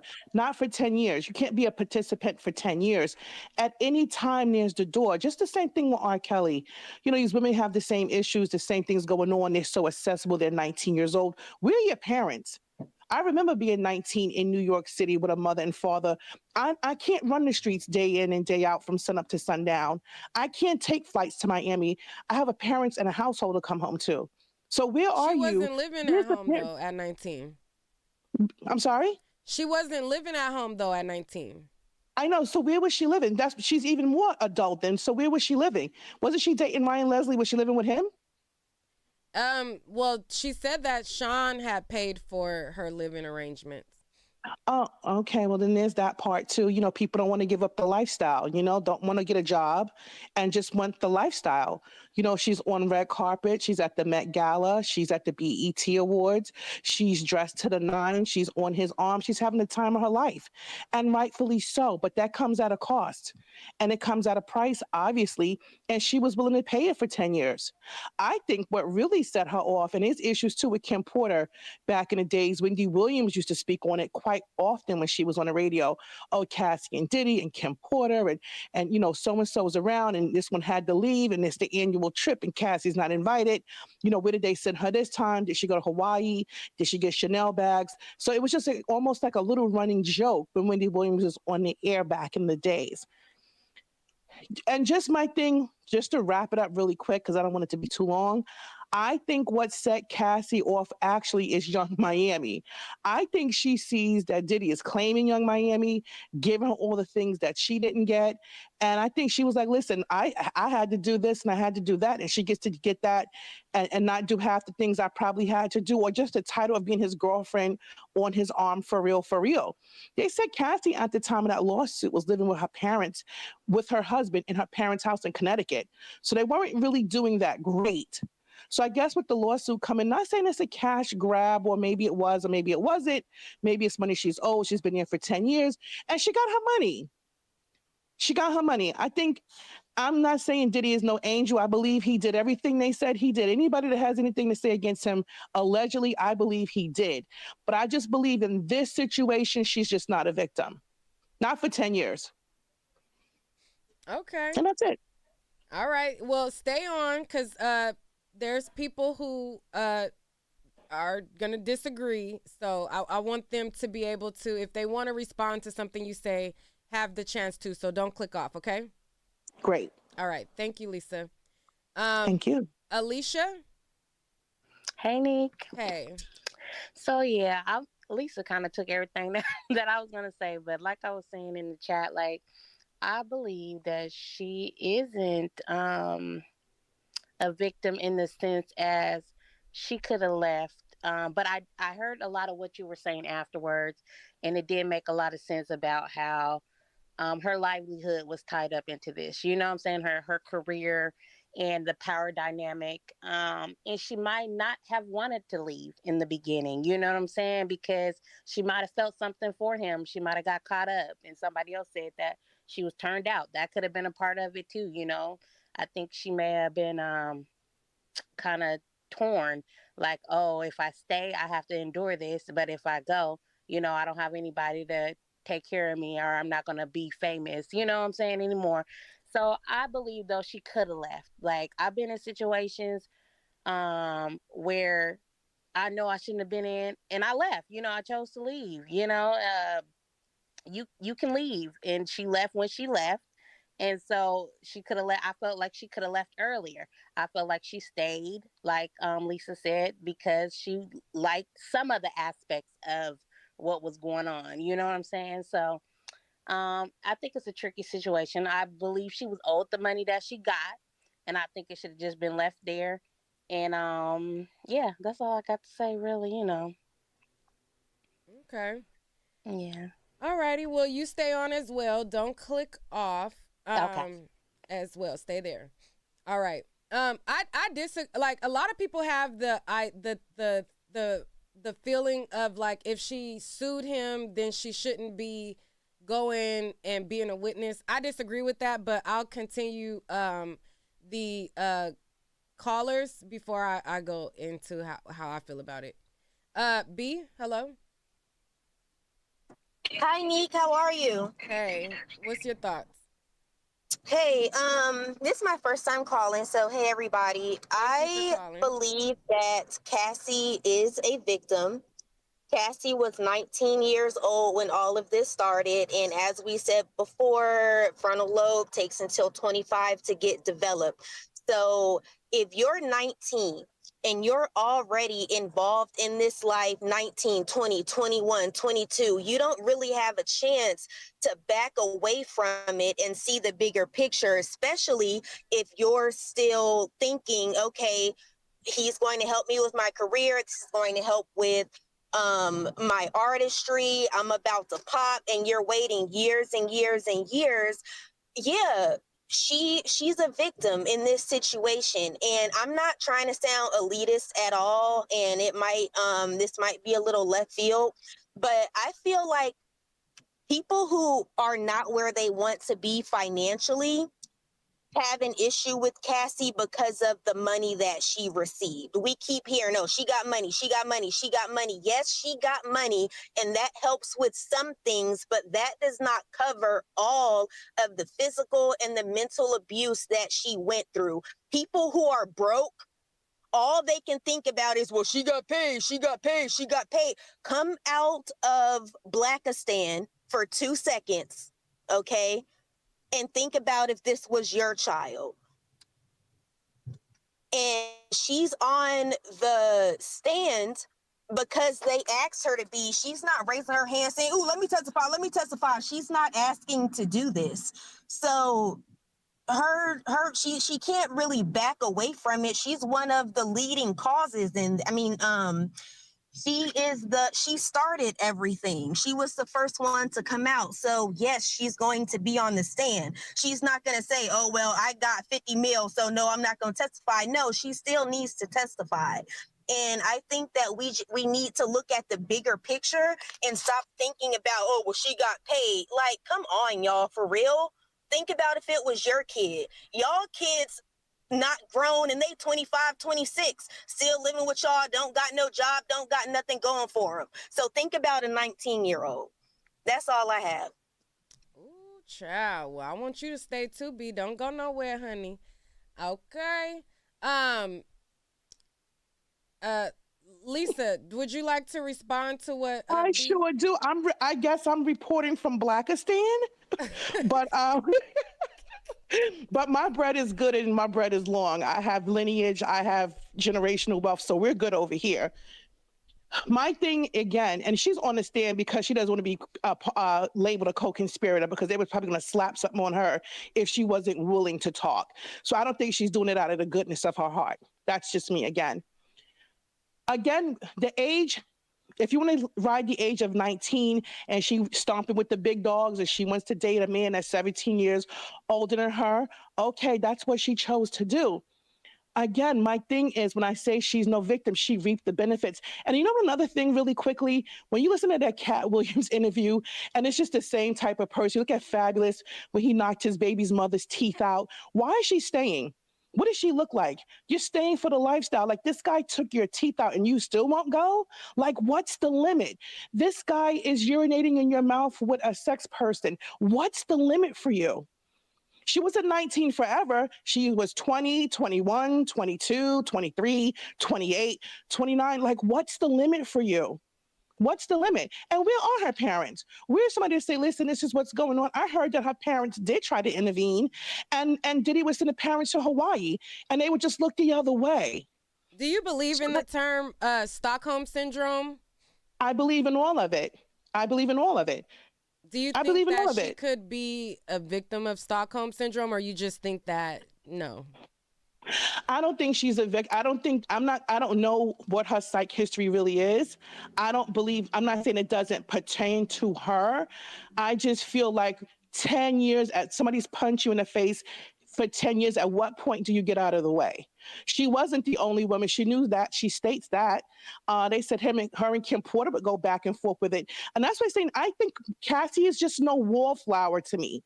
You have to be a strong woman to have a freak off for 4 days, to deal with a sex worker. Your man's in front of you. Like the things that they say, I'm grown. I can't imagine having relations with another person in front of my man. That's my dude that I love.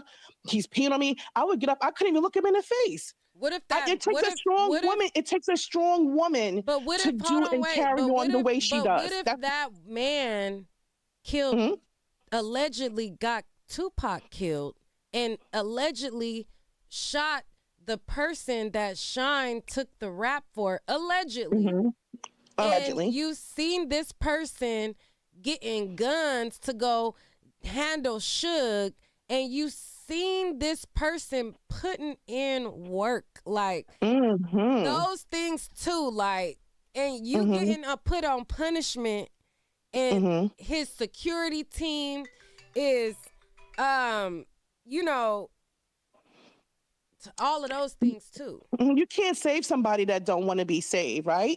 Gene Dill tried to talk to her. Roger Bond wanted to talk to her, help her get out of here. She would go back. She's playing both sides of the fence because that's what she wanted to do. Cassie is no wallflower. She's just not. I don't care how you slice the pie. If she comes from a background of abuse, neglect, whatever it is, I understand that part, but I do not feel she's a victim. I feel she's a participant. I really do. All right. So I can't stay for 10 years. Not 10 years. I put B back on to respond. Okay. Go ahead, B. Hey, I mean, I don't really need to like respond to anybody. I wasn't coming for anybody personally. I was just speaking my piece. There are age differences. I'm 33. Cassie was 19 when well, this no, I thought you wanted to again. ask her the question that you put in the private chat. You said you put a question. Oh yeah, because she keeps saying like, oh, she not no wallflower. No, like I be wanting to know. And again, this may be shallow, but I be wanting to know when women are coming for other women or think that they don't deserve something. I want to know what people be looking like when they be saying all of this stuff. Because if you're busted, nobody's trying to hear that, oh, she ain't no victim, she ain't this, she ain't that, because that could be coming from a place of jealousy. That's what it is a lot of times. So that's why I put that in the chat, that specific question. But my point is still the same. My opinion is what it is. I think that Cassie was 19 years old. She didn't know what she was doing. She didn't know what was going on. All she saw was the lights, the red carpets, all of that stuff, thinking that this was going to get her to where she wanted to be in her career. There are girls doing that's down the street. Does she want to be pissed on and beat up and everything? Wait, B, no. Come on now, the words. Bring it down just a little I'm sorry. Did she want to be peed on or body slammed and thrown around and all this stuff? No. Just because she's getting money and she has this lifestyle, that doesn't mean that she deserves those things. And a lot of people, when they see a woman being taken care of or they see a woman got more than what they got, as soon as something happened, it's, oh, well, she deserved it. She wanted to be there. That's for the money. If you were in the same place and you had people that wanted to give you money, then your opinion might be a little different too. But some of these women who are hating on Cassie look busted. So that's why I want to see what people look like first. That's all. All right, so if you want to respond real quick, y'all is the key to me. This is Lisa again reporting from Blackistan. I am all that. I'm sorry if I hurt your feelings with the Blackistan and the money situation. My feelings are not hurt because I'm not those things, sweetheart. I'm just being facetious. I'm none of that. I've been an earner. I don't come from poverty, not my friend, not my neighbor. So I don't concern myself with that. Jealousy, I'm too grown to be jealous of somebody. My opinion is still my opinion. I think you're stuck on the money. The fact that you think people feel because she got money, or she's gotten to the bag, however which way she got it. If it took her 10 years of getting beat to get her millions, then so be it. I'm not complaining about her getting her money. You got it. God bless. My thing is there was other ways to get to it and do that. And I feel she stayed again. There was the door at any time. You can leave. You know what? But the thought process, it must have been, well, who's going to take care of me? I want every woman to have a soft life, don't we all? I don't want any woman caught in a struggle. I don't want anybody going upside a woman's head for a washing machine, a purse, or a diamond ring. No woman, no real woman wants that. But again, my thing, if you're staying for 10 years and you finally leave because somebody passes away and you didn't like, because this is what she said, that he voices or expressed that Kim Porter was my soulmate. And she's been trying to marry this guy for 10 years. So would she have got, if he would have asked her to get married, would she have taken a ring? Would she stay a lifetime? Would we even be here? Those are the real questions. It's not about hating on anybody. Nobody needs to hate on anybody that has money. And even if a woman is ugly as a crack in a sidewalk, she's entitled to an opinion. Right? That's all I'm gonna say. All right. Well, we will I thank you, Lisa. Y'all have been entertaining. Reporting from Blackistan. Oh, be clicked off. Hopefully she come back. I love it. All right, don't go nowhere, Lisa. You are Kiki. Stay. But all right, so there was a couple more tweets that came in before they went to break. So let me bring you guys up to speed on the latest tweets that were brought up, and then they ended up going on break. So let's get to it. So they said, did you want to get urinated on? The defense said objection. They said grounds, ask and answer. Judge overruled. No, I did not want it. How did it feel? It was disgusting. It was too much. I choked. No one could think I wanted it. Why were you choking? It was too much urine in my mouth. Who else urinated on you, Sean? Did you want Sean to urinate on you? I didn't want anyone to urinate on me. How often did it happen? Often enough. Which hotel charged the most? Okay, so we seen that. Then it says, it was obvious I didn't want to be on the ground being urinated on by two men. Where did you find escorts? She said, initially, Craigslist. And then they went on break. Craigslist is where anybody who wanted to sell it was on there at a point in time back in the day. Like, they had websites for escorts of a certain echelon. They was getting people off Craigslist.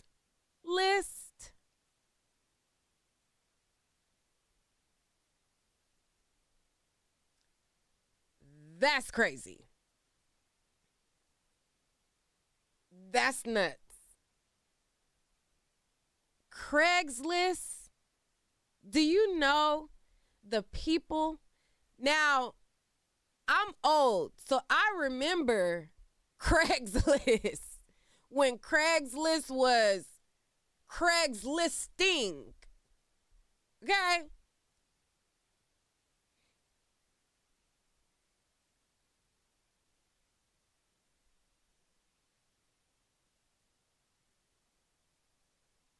Craigslist is crazy. So anyways,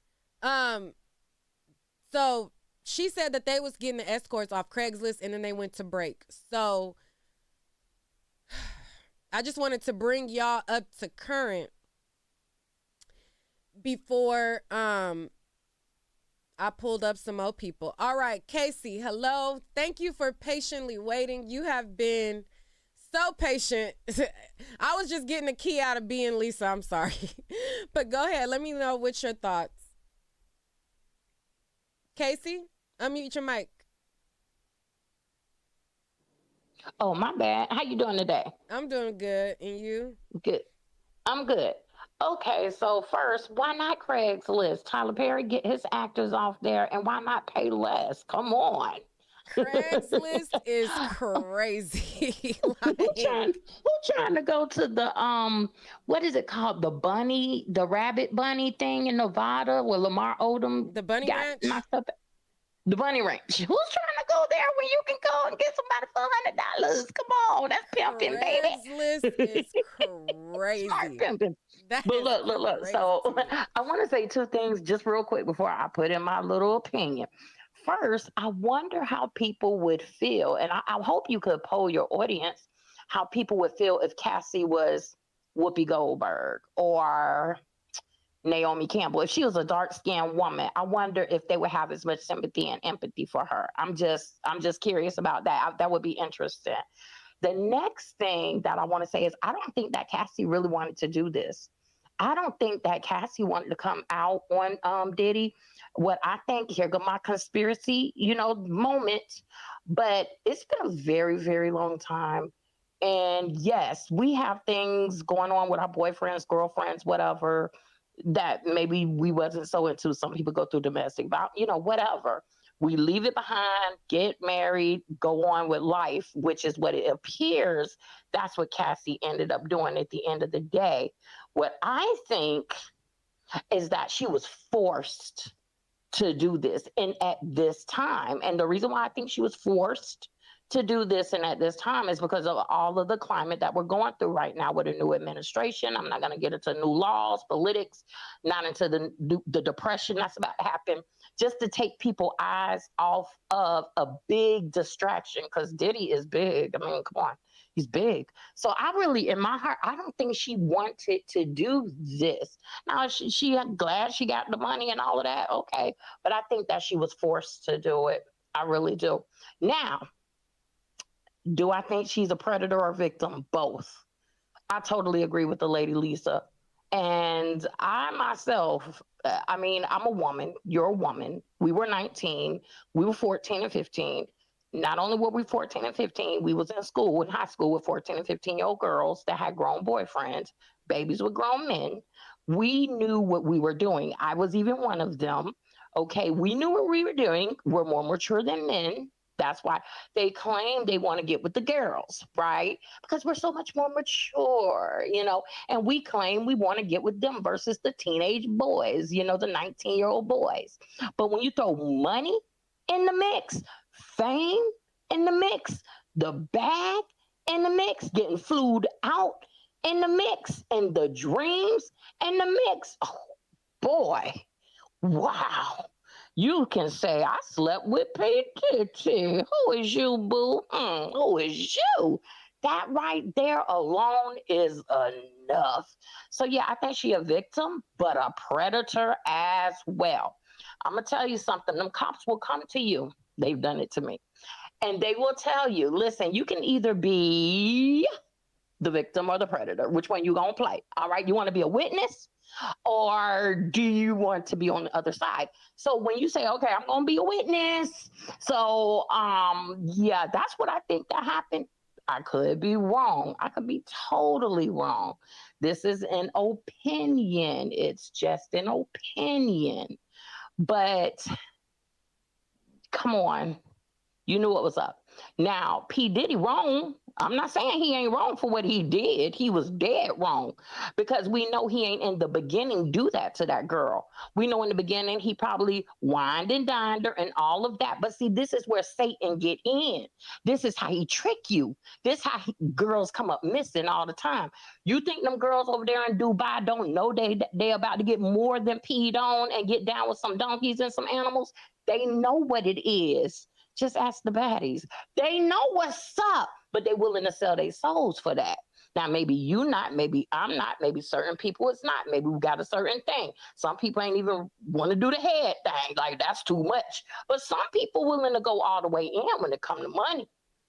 They willing to go all the way in. And in my opinion, Cassidy was willing to go all the way in. And it may have got too much for her. It might have been, wait a minute, but now Satan got you now. Now you didn't have escorts. Now we got videos of you. Now you know what you were saying with the manipulation part now. But see, If you're behind with a deal with your mama and daddy said in the first place and stop chasing the clout and the fame and the fortune, we all know that the love of money is the root to all evil. Not saying she wasn't a victim once again, but I do believe she was a predator, and that's where I'm at with it. All right. Well, thank you, Casey. I disagree, but thank you for your input. You can stay on. Can I ask you, if you think she was darker skinned, would people feel the same way? Could you poll your audience? I think that when we hear conversations about these elite artists and we hear about, things that they've done, the person's name that always comes up is a dark-skinned woman. Everybody always advocated for Foxy Brown, and they talk about how, Jay-Z took advantage of her and da-da-da-da-da. So I don't know that if her color was different, if people would feel a certain type of way, because honestly, I don't see the support that you see that she's getting. I myself have support for her as an individual because I know how those dynamics could be in the industry and things like that. But honestly, I don't see a lot of people giving her support. I feel like the popular opinion amongst a lot of people is the opinion that you share, that Lisa shares. So I don't know that her being darker would garner more support or less support. But do you guys think in the chat? I'll just ask them. Do you guys think? And let me make sure I say allegedly. Somebody back in the day with his age, would it be a different opinion? Let me say allegedly when it comes to Jay-Z and Faith. I mean, in the what the hell? Not Faith. Jay-Z and Foxy. If I didn't say allegedly, alleged. What people allege to have happened with Foxy and Jay-Z. That was always brought up in the conversation. But I don't know that her color would, I don't know. Okay. I don't know. But do you see her getting a more support than you think she should, or you don't see it split down the middle? Like you don't see that? I see her getting more support. I see people have more of your opinion, Neek. More? Oh, I see it being split to me, honestly. Oh, okay. But you do this more so than, I'm not in the streets like that. I be on TikTok. On TikTok, they having these conversations like crazy. A lot of people is on Cassie's side over there. Do you go on TikTok? You got a channel over there? I got a TikTok, but I don't be on TikTok like that. Yeah, a lot of them supporting, they supporting Cassie. They more on your side. Oh, okay. I see a lot of people saying she wanted it, so. But all right, thank you, Casey. She wanted it until she didn't. I feel like it was like T.I. and Tiny allegedly when that girl came out and said. We can't bring up T.I. and Tiny now. That's where I draw the line now. Come on now. Oh, that's your people? I ain't gonna let you do that one. Okay. Okay, that's your people until the headlines come out. But that's okay. We gonna leave it be. All right. This your channel. All right. Thank you. All right, Miss Dimples. Hello. Hello. And thank you for the super chat, Wisdom Warrior. Every woman/man can be taken advantage of. Weak. Never forget what Cat Williams said. Diddy likes to party, but go tell him no. Not everyone is capable of it out of fear. Thank you, Wisdom Warrior, for the $10 super chat. I appreciate it. Okay. But yeah, as it pertains to Tiny and T.I., they case was dropped. So we not too much. But Miss Dimples, go ahead. What's your thoughts? My thoughts as far as Cassie is concerned is this. She entered Diddy's world at a very young age. Yes, she stayed for 10 years, but you do have that Stockholm syndrome. I'm sure she decided initially to get with him because remember, she came there with another producer. I believe that she stayed because of the promises of stardom, She got accustomed to the lifestyle. And then at some point, he was so terrifying to her that she couldn't get away. Remember, she was dating that one guy and Diddy blew up his car? So that young lady has been through a lot. I can see where some people would think that she is a predator as well, but I believe that she basically was following orders. She was doing whatever she needed to do to keep Diddy off of her behind. Okay. Anything? Oh, that's it? That's it. Okay. Thank you, Miss Dimples. You're welcome. All right.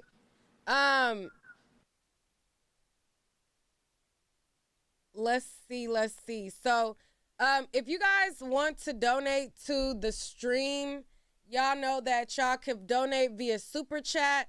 The nature of the subject matter of being urinated on, peed on, this type of conversation is not YouTuber friendly. So if you want to support my channel, y'all know that you can always send in a super chat, or you can visit my website, niquelatnight.com. If you guys are into the trail ride and the boots on the ground and all of those things, I have these fans available on my website.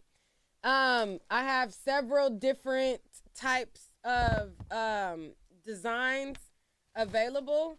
The one that's selling the most is Boots and Baddies. So you definitely want to get this before it sells out, because this is the best seller on the site. It is going like crazy. And so get it before it sells out, because people are buying them in like bulk or whatever, like more than one. And if you guys were on this stream, I got to put in a coupon code, no Diddy, right? No Diddy. So that we can get a discount on there. None of these people coming forward have said she was a victim. They only agreed with her being a victim. Okay, that was the super chat. Thank you for the super chat, Evil Angel. So let's get into some more of the transcript before we go on to the next person. Shout out to T, Jackie, BK, and Maya and Stephanie that's backstage. I'm going to come to you guys in a second, but we have some new transcripts that are posted. So let's get brought up to current.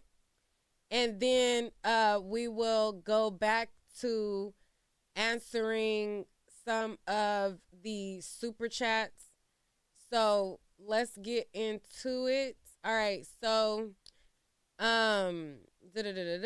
So they went to break, and then the judge says, "All rise." Okay. So they was getting the people off of Craigslist. So when they came back, the prosecutor says, "Miss Ventura, in what cities did you respond to ads on Craigslist?" She said, "In New York."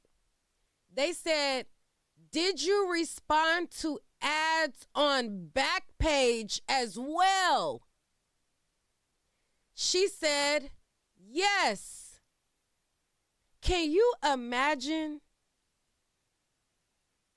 Cassie and Diddy seeking people out on Backpage and Craigslist?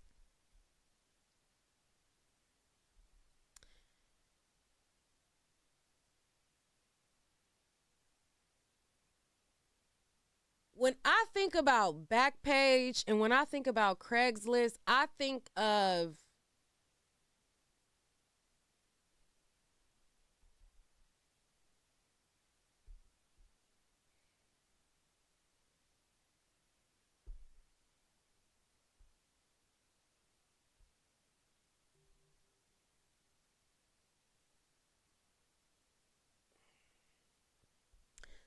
Backpage and Craigslist is crazy. Somebody in the chat said, what is Backpage? Backpage used to be a site that, okay, so Craigslist was, for those of you guys who don't know, Craigslist still exists today. But back in the day, Craigslist used to be a site where you can buy anything, okay? You can buy a car, you can get a job, you can sell like items, like a yard sale, like anything that was up for sale got sold on Craigslist, okay? I remember when I was in high school going on Craigslist to search for a car. Like, I remember posting my car, like, Craigslist, before there was a Facebook marketplace and all that, like, anything that was to be sold was on Craigslist. If you selling ass, Craigslist. If you selling cooter, Craigslist. If you selling a blender, a toaster, a car, or whatever was for sale was on Craigslist. Now, Backpage was like the copycat version of Craigslist, but Backpage was more heavily for the people selling ass. Okay? So Backpage was more known for the selling of the body, okay? You know, and stuff. But the people that would be on there, child, it's crazy. It's crazy. But I think that Backpage doesn't exist anymore from what I could recall or what I remember. I think they had like this scandal and I think it doesn't exist anymore, but I don't know. But Backpage, that's where it really was going down. Okay. All right, so they said, who directed you to communicate with escorts? Defense says, objection. Who, if anyone? Same objection. Assumes facts, not in evidence. Did you ever reach out to escorts independently? No. Did you ever not use an escort who arrived? One couldn't perform, so Sean sent him on. What was a safe escort? Not a cop, and someone who'd not run and tell everyone about their experience with us. Why not a cop? I learned this whole situation was not legal. Objection.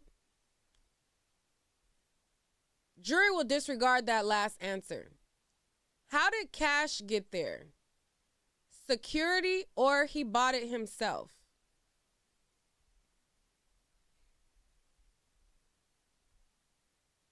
What is this?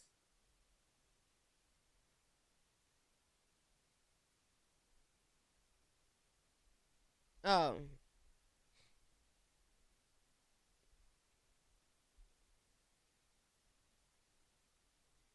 All right, so we got to wait for some more stuff to get typed up.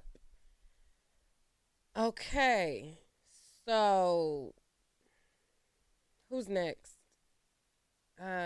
T, hello? Hi, Neek. Hi. Hey, how you doing? I'm good. I just want to say, I'm going to start off saying I love your channel. Oh, thank you. Pretty new to it. I started tuning in during the Naziah Harris case, and I watched all of those videos for hours and hours and hours. Oh, thank you. But what I want to say is, it's a few things that I want to say. Like, first, with the lady Casey, I agree with what she was saying, like with colorism affecting, you know, how people treat you. But I don't feel like in this case with Cassie, it really affects anything, because I feel like in our community, we always try to defend men. No matter what they do, we try to defend men. We try to make it feel like, okay, whatever they're doing is correct and it's right. And I really don't believe that at all. It's just like a constant I don't know how to explain it without sounding crazy or like I just hate You men. feel like we live in a male identified society. Exactly. Thank you so much. I feel like, I'm sorry, I'm stuttering because I'm kind of nervous, but yeah, I feel like we live in a male identified society. So no matter who the woman is or what the woman looks like, we're going to try to defend the man. So, also, I'm sorry, I took notes. Go ahead, girl. So, people are also saying like Cassie, she had stayed in this relationship no matter what for all of these years, and she was just enduring so she can live this certain lifestyle. What about women who are in these relationships for 10 and 15 years and they end up being toe tagged and they get nothing? They have to still pay all of their bills. They sit in these relationships, have children for these men. Are they not victims when they're killed? Are they not victims when they're abused? They're not victims no more because they chose to stay. And even if you feel like that's a dumb decision, at the end of the day, they're still victims. So we can't just strip them from that because we feel like they made a wrong decision. I was listening to a woman who works with DV victims. She says that women who are DV victims, when you call the man who's abusing them their abuser, they feel offended because at the end of the day, that's still their man. We don't know what Diddy was telling Cassie behind closed doors, like, oh, I'm a change. I'm sorry that I did this to you. Men do this to women all of the time. And I feel like in 2025, Black women should drop this old, outdated mindset on DV, especially older Black women. I'm only 22, but I feel like older Black women have this mindset on DV, like, okay, well, they're just always trying to victim shame. We are the most affected by DV. Most Black women will experience some type of DV within their lifetime. Black women are being murdered every 5 hours. Most of the time is by a partner. So we need to drop this old outdated mindset of DV. And there was this other, I think it was Cassie too. She was talking about how when she was 15, she was dealing with older men. Like I said, I'm only 22, but as a 22-year-old, I'm more mature. I know more like what's right and from what's wrong at 22 years old than I did at 15. I feel like at 15, it would have been more easier for a grown man to take advantage of me. So we're trying to adultify young girls. Yes, Cassie was an adult, but at the end of the day, she was still very young. Me at 22, I don't even have the same mindset as I did at 19. So we need to also drop that. Like, that's wrong. That's disgusting. And like I said, it all sounds like at the end of the day, we're trying to defend Diddy. We can't just say Diddy is wrong, he abused her, and leave it at that. We have to find all these different type of loopholes to make her wrong too. Why can't we just say Diddy is wrong and leave it at that? She's a victim of abuse and leave it at that. And I think a lot of people are caught up in the perks that she was able to receive throughout it. So and that's so crazy. That's what a lot of people are caught up on, because it's like, okay, well, you were going through this, but you were benefiting from being a star and being on the red carpet, and you were benefiting from, having these luxury trips and these luxury items and living in mansions, and, so people are caught up in that aspect as well.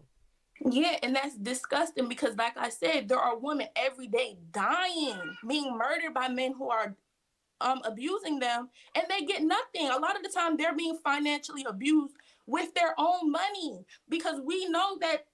I just read the thing. Men have the lowest employment rates right now in this country. They're not even working, so women are the main breadwinners everywhere right now. So they're being financially abused with their own money. Like, oh, well, I don't want you to spend too much money here. I think that you should put money towards this, and yada yada yada. They're not even getting nothing out of these relationships, and they're still being abused for 10, 15, 20 years. So how could we say that? That's disgusting. And I just feel like it all comes down to, just trying to, I feel like the whole, society as a whole has this masculine outlook on Black women. Like, we can't see Black women as victims. We always try to find a way. Well, I don't think that a lot of people view Cassie as Black. She's not Black. Oh, well, look, it goes back to just trying to defend black men and they just trying to take another black man down. No, she's a victim. She's a victim, and we should just leave it at that. It shouldn't be like, oh, well, I think that she did. None of y'all was there, so who are you to say, oh, she aided and abetted in any of what Diddy did? And if she did, the court wouldn't even hold her liable, because look at the situation she was in. It's literally on camera. The whole world seen it. So, yeah, that's how I feel. All right. Thank you. Jackie, hello. Hello, thank you for letting me up, Nick. Hey, thank you for being patient. I know it's a lot going on. What's your thoughts? Oh, that's good. Well, I really think, as far as people saying that she's been in a relationship with him so long, I know women and men who have been in relationships for 20, 30 years in their 40s and 50s and 60s that cannot stand their partner right now, but they're only with these people because their parents like them and now their children like them, their brothers and sisters, and they don't want to look like the bad person. So it's people that stay in relationships to save face. You know, they don't want to look like the villain. They don't want to disappoint their family. And sometimes they don't even have nothing to do with them. So I just wanted to make a point on that. And as far as her being a victim, I mean, I believe she was a victim. She seen the glitz and glamour, and, you know, a lot of people, they want that particular lifestyle, and he took advantage of that. Maybe eventually down the line, she turned into a predator because she's seen a lot of predator ways in the industry. But yeah, I just wanted to say that. Okay, my bad. I was looking to see who was in front of my house. But anyways, all right. Yeah, so thank you, Jackie. You're welcome. Thank you, Nick. All right. My bad. Somebody came to my door. I'm looking like, who the f- is that? All right. Maya. Hey y'all, my name is Maya and I am a recovering victim of DV. Not to like take it lightly, but I find humor in everything. That's my healing agent. With having that type of experience, I feel like abuse and things of that sort is something that if you haven't gone through it or if you haven't intensely studied it, you don't understand the complexities of it. It's going to be hard to understand. That's the reason why it's confusing and hard to get out of it. A lot of stuff is not just seeing a physical door and walking out. My abuser was not P. Diddy, didn't have close of enough money as, you know, P. Diddy has to have the power that he has. And I still was physically like imprisoned by things that I mentally felt like were reality, because whatever you see as your reality is your reality. So I felt like that this person had people that would bring me back to him. I knew that this person was a violent person that would go beyond any regular bounds to bring me back. And there has been examples of that when I tried to leave that person. So I feel like, I don't know. I feel like I'm grateful that people think it's so easy that at any time you can leave, because that just feels like that's a signal of ignorance because you haven't gone through that before. So I'm thankful that they haven't. I do want to also say, if we wanted to paint Cassie as the villain, she signed up for the glitz and glams, as everybody says. She also signed a contract for a 10-album deal that did not come through. The glitz and glam, I don't think she, at that age or at any age until it was a normalcy, thought that it was going to include escorts from Backpage and Craigslist. That sounds like something she could have stayed at home and did if that was what she was willing to take part in. Also, I do want to say the point of Cassie being there on the stand is not to prove that, you know, it's a connection to, or not prove that it was a connection to trafficking, but it's not a case of whether or not she was a victim of abuse. The settlement was proof enough that she was a victim of abuse, and she's just trying to create, her story is helping to create a pattern of behavior. And like I said, took a whole lot less for me to not leave a very bad situation. Clearly not as bad as hers. But if somebody was beefing with Suge Knight, knocking out people with kettlebells down at the campus, the college campus, on behalf of their son, I probably wouldn't leave either. Going back to the Fabulous point, if somebody was knocking my teeth out of my head, if he was that deranged, I probably wouldn't leave either, just to not rock the boat. But everybody handles things differently. So that's just my piece on it. All right. Well, thank you so much, Maya. Stephanie, hello. Hey, can you hear me? Yes. So I don't have too much to say. I just want to start off by saying this is the reason why I'm really not a girl's girl. Because most of the time you see these women tearing down women more than anybody tears down women. I mean, the men do as well, but women do it way more than anybody else. I'm not going to even state names, but the women who are saying Cassie's not a victim,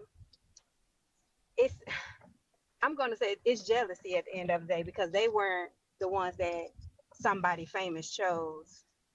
At the end of the day, we don't know what Cassie grew up seeing with her parents. Maybe her mom was beat on. Maybe that's why she stayed so long. There's not a certain amount of time for somebody to leave, as long as they do leave. It took her 10 years to finally realize it, but who says that it's not going to take longer for other people? And my thing is, it doesn't matter. 19 years old, you're not grown. You just got out of high school. I don't care how people put it, the books, whatever. You are not grown at 19. Your mind isn't even there yet. You don't even know where your life is going at 19. So these predators prey on these young girls at those ages because they're so lost. They don't know where they're going. They don't know what 10 years later is going to look like for them. So yeah, those predators, they prey on girls that young. And another thing, they were saying she's a predator.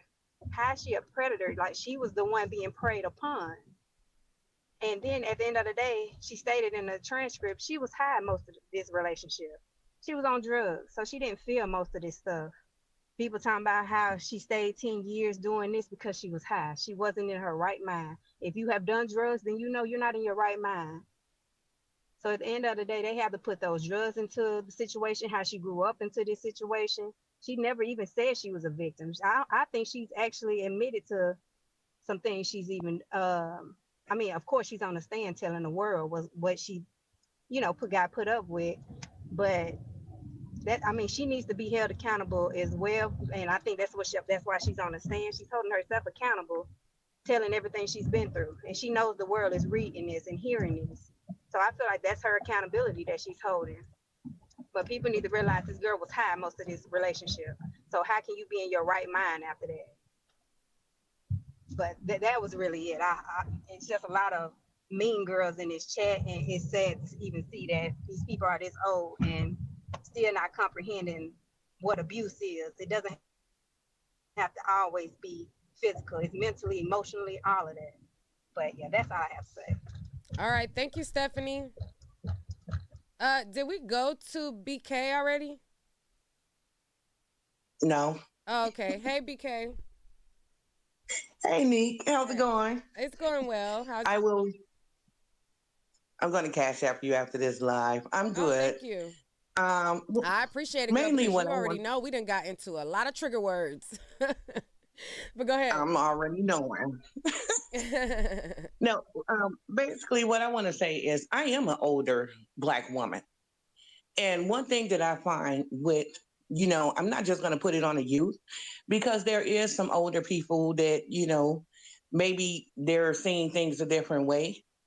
But you have to understand, as an older Black woman, I've been through several relationships, abusive, non-abusive, so on and so forth. And most women have. Whether you're Black, white, purple, it don't make a difference. The thing is, you get grace for what you don't know.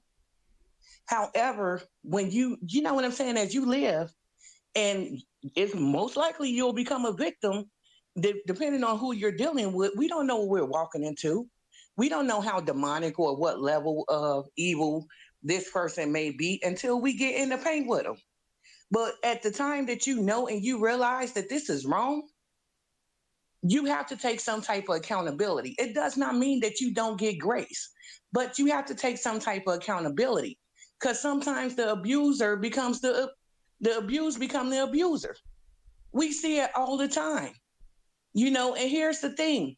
Nobody is holding you for hostage. Did anybody put handcuffs, a gun to your head and make you stay?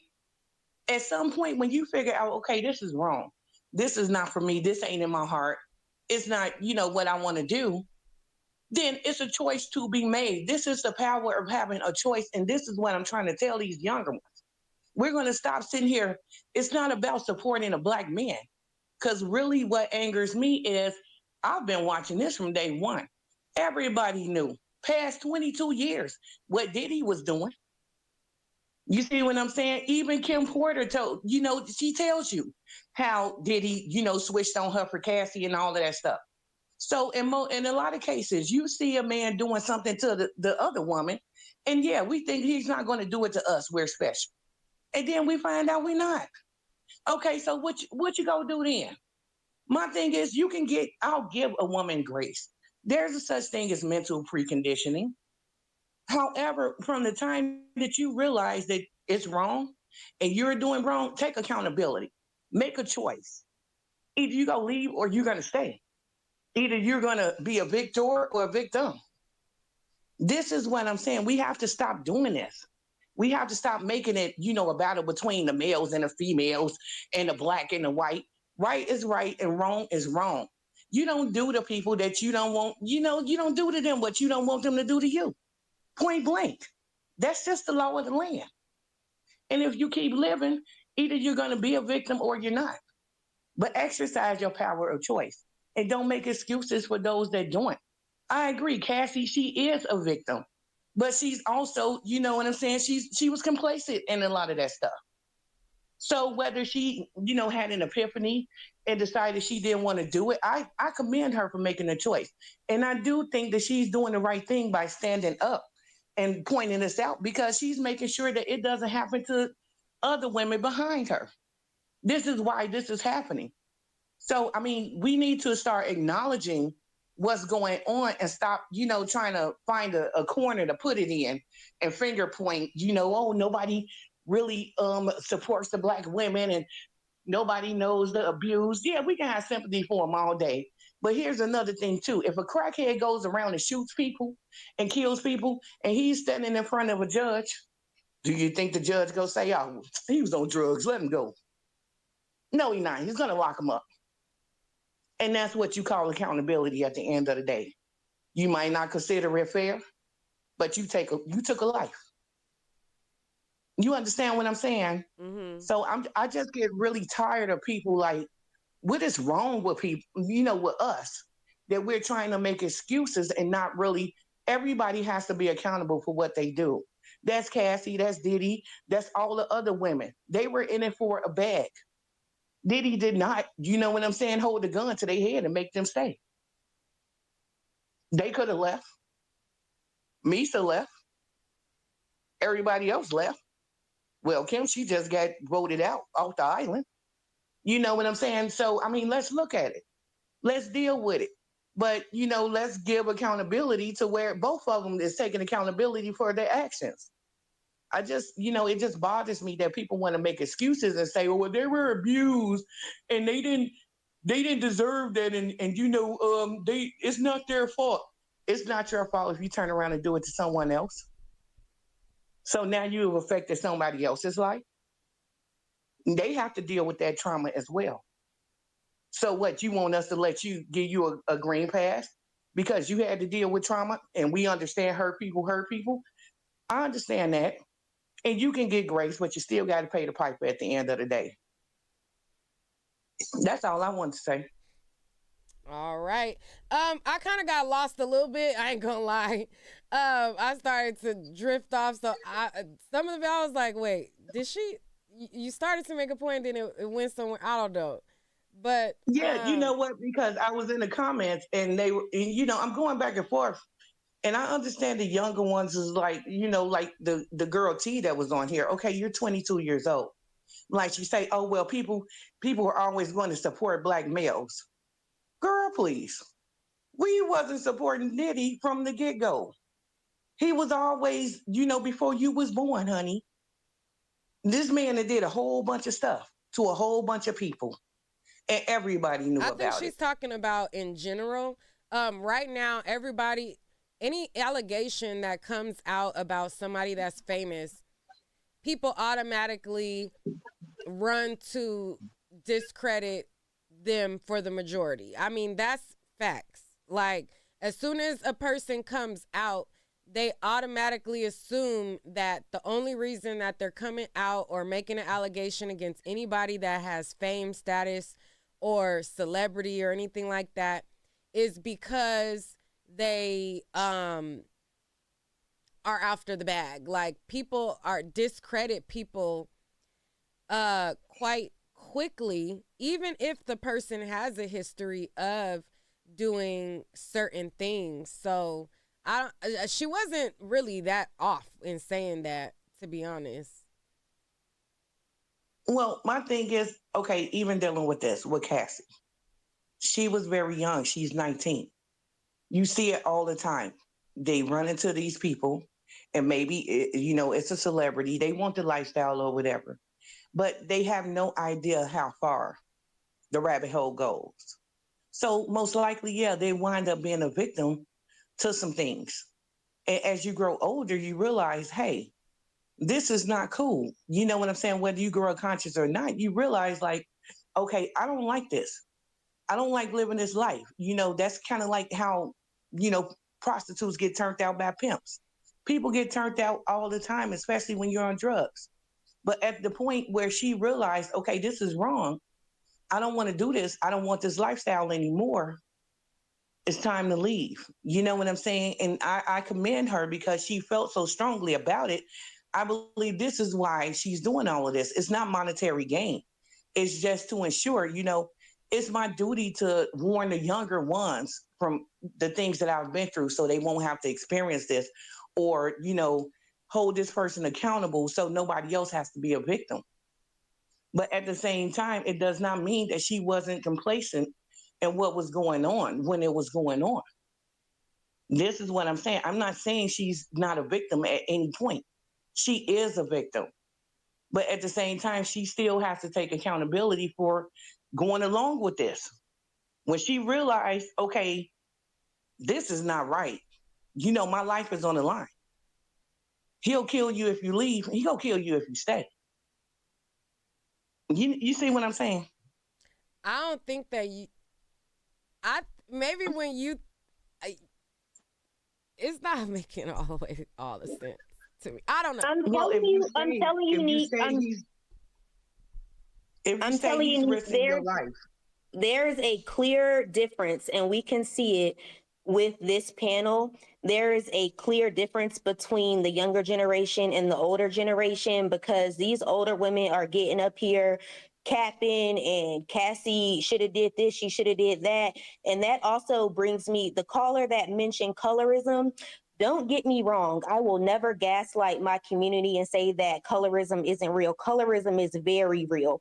But the question of if she was dark skinned, would we care this much? That again goes back to the jealousy of Cassie. And nothing to do with the price of tea. There are people, I'm not talking about just you, Miss BK. I'm talking about the majority of the people who are disagreeing. And Stephanie is right. There are a lot of mean girls in the chat, and they're probably broken, busted, and overweight as well. And Cassie is one of those things. And that's where the jealousy comes in. Why are we over here even asking, you know what we should do? If these people, if y'all's daughter, if y'all's niece, or anybody was in this situation, it would be a different story. Your niece or your daughter wanting a come up doesn't mean that she needs to be thrown across rooms, lamps thrown at her, people urinating in her mouth. That doesn't mean any of those things. And I'm telling y'all, this goes back to the money, and it goes back to what Cassie looks like. That's all the issue is. All these women up here talking about Cassie ain't no victim and she should take account. Like, what is wrong with y'all? Well, I'm not going to say that she's not a victim. She's clearly a victim. I think she's a victim like most young women, turn out to be a victim. That's when you're misled. You get into something that you have no idea what you're getting into. And once you find out, it's something deeper, I'm pretty sure she didn't really, know it was going to go that far, or, she was going to be doing all of this when she initially got with Diddy. Well, but that's what I'm saying, if we can't really put it on jealousy, because let me tell you something. The older ones, let me tell you, what y'all think and what we know is two different things. That's the same thing as when you don't listen to your mama and you walk out that house and them words come back to you. Right. Okay, so what about this, Miss VK? What about when, now, Neat, correct me if I'm wrong, because I don't know like all of the little points when Cassie tried to leave, but I do remember something about Michael B. Jordan and something about the car blowing up, right? That was Kid Cudi. Okay, so if you're trying to leave an abusive relationship, right? Say you're attempting, like you're making the small steps, you're trying to date other people and do this stuff. If you are talking to somebody and your man blows up his car, would you be afraid, or would you be like, oh no, that's okay, I'm gonna just keep on going out here? Remember, she is still young.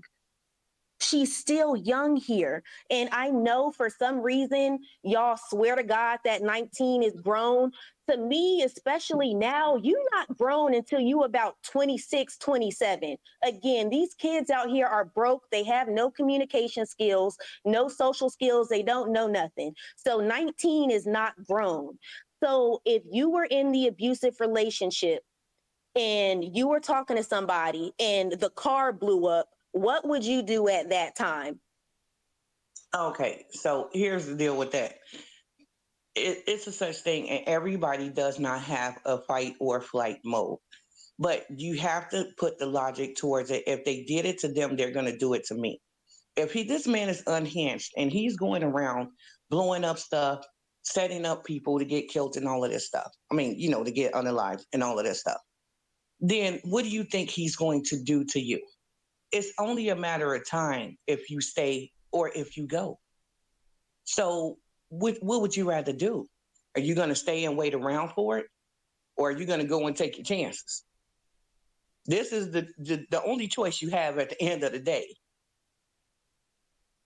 All right, so let's move on. There is some more tweets that have come through, so let's get brought up to current on the transcript. Thank you to BNBK.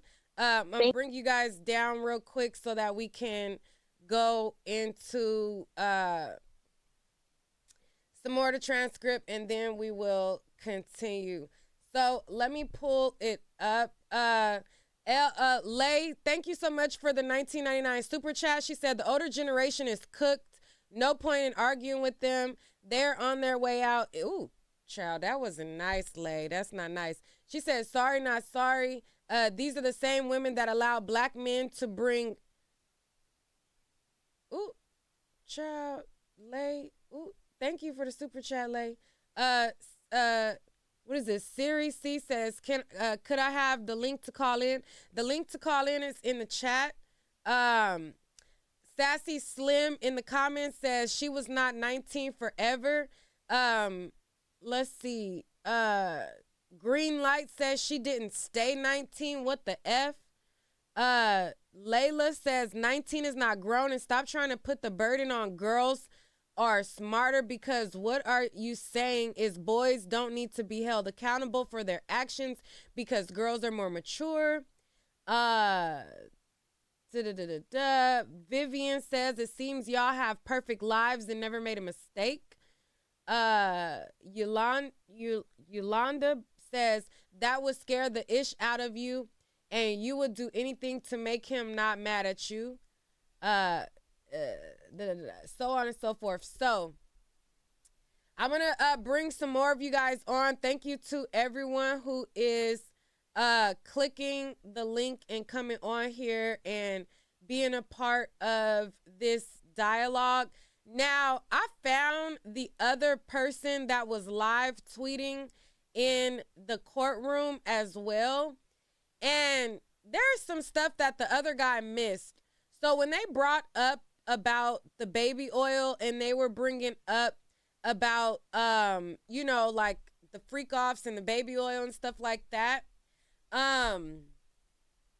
they asked, like how they, I guess, prepared the baby oil. And it says that the bottles of baby oil for the freakoffs, hold on, let me move over. So this person right here is Josh Russell.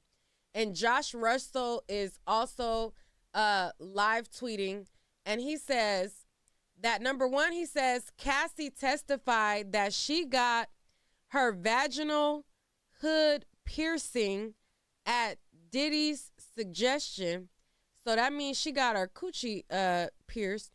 And then it says the bottles of baby oil for the freakoffs were warmed with hot water in the hotel sink. Diddy directed the baby oil to be reapplied every 5 minutes.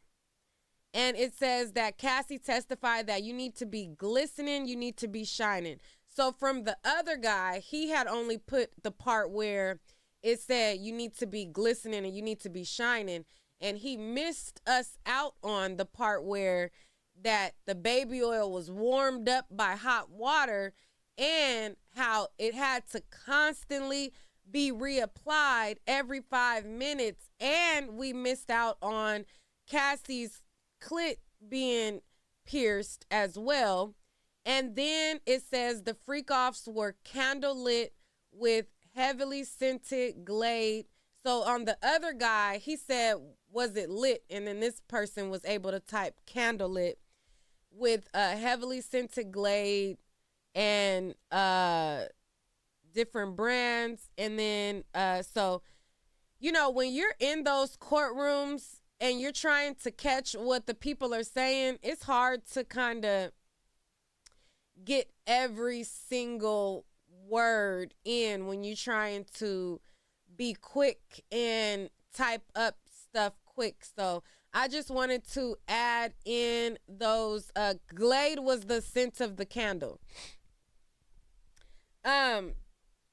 So I just wanted to add those those details in there from the other guy that was live tweeting as well. So, all right. So it says, where did we leave off at? So, all right. So they were on Craigslist and Backpage. They wouldn't mess around with cops or people that would tell. All right. So it says, Ventura, judge, security, or he brought it in himself. The prosecutor says, the escort Dave, do you know his real name? She said, Clayton Howard. The prosecutor shows her a picture and they say, who is this? She said, Daniel. What service did you use? It says, a dancer service. Do you recognize Jules? Yes. In what city did you have freakoffs with Jules? New York, LA, Vegas. Do you know his last name? No. Who is this? I knew him as the Punisher. Did you use drugs at every freakoff? Yes. I need to disassociate and become emotionless. Who else used drugs at freakoffs? Sean did. Sometimes the escorts. What other drugs did you use? Special K, GHB, mushrooms. Okay.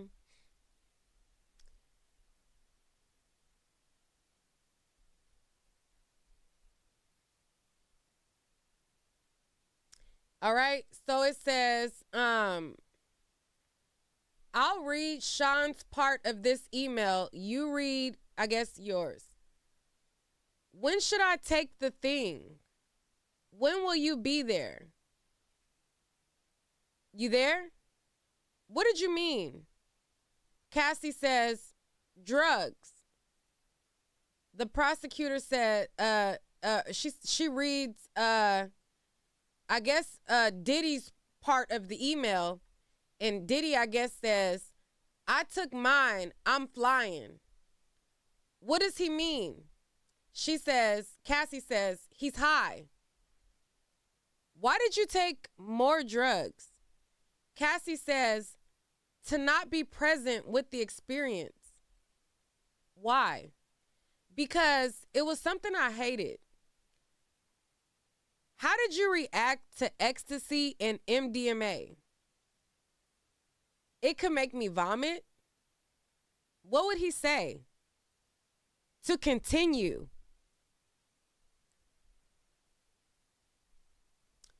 Did you want to continue to have intercourse when you wanted to vomit? No. How does GHB make you feel? Drunk?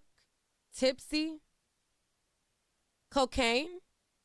Makes my heart race. I'm not a huge fan. Mushrooms? The walls come alive. We'll take a break. All right, so they took a break. Okay, so 4 minutes ago they took a break. And again, if you guys want to support Inner City Press, these are the links to how you can support and donate to him if you are enjoying him, live tweeting and giving us the up-to-the-minute tweets of what's going on in the courtroom. Those are ways that you could donate to him, but I guess currently there is a break, okay? So they was on mushrooms, GHB, Special K, cocoa, mushrooms. I mean, I'm surprised that Cassie still looks as good as she looks, because a lot of the people who were on those type of drugs would look like straight up crackheads. Okay? And so Cassie, all throughout that time, I guess they had some really good beauty regimens or beauty gurus or whatever, because I'm surprised that she didn't look like a straight out crackhead. Like, what in the tarnation is going on?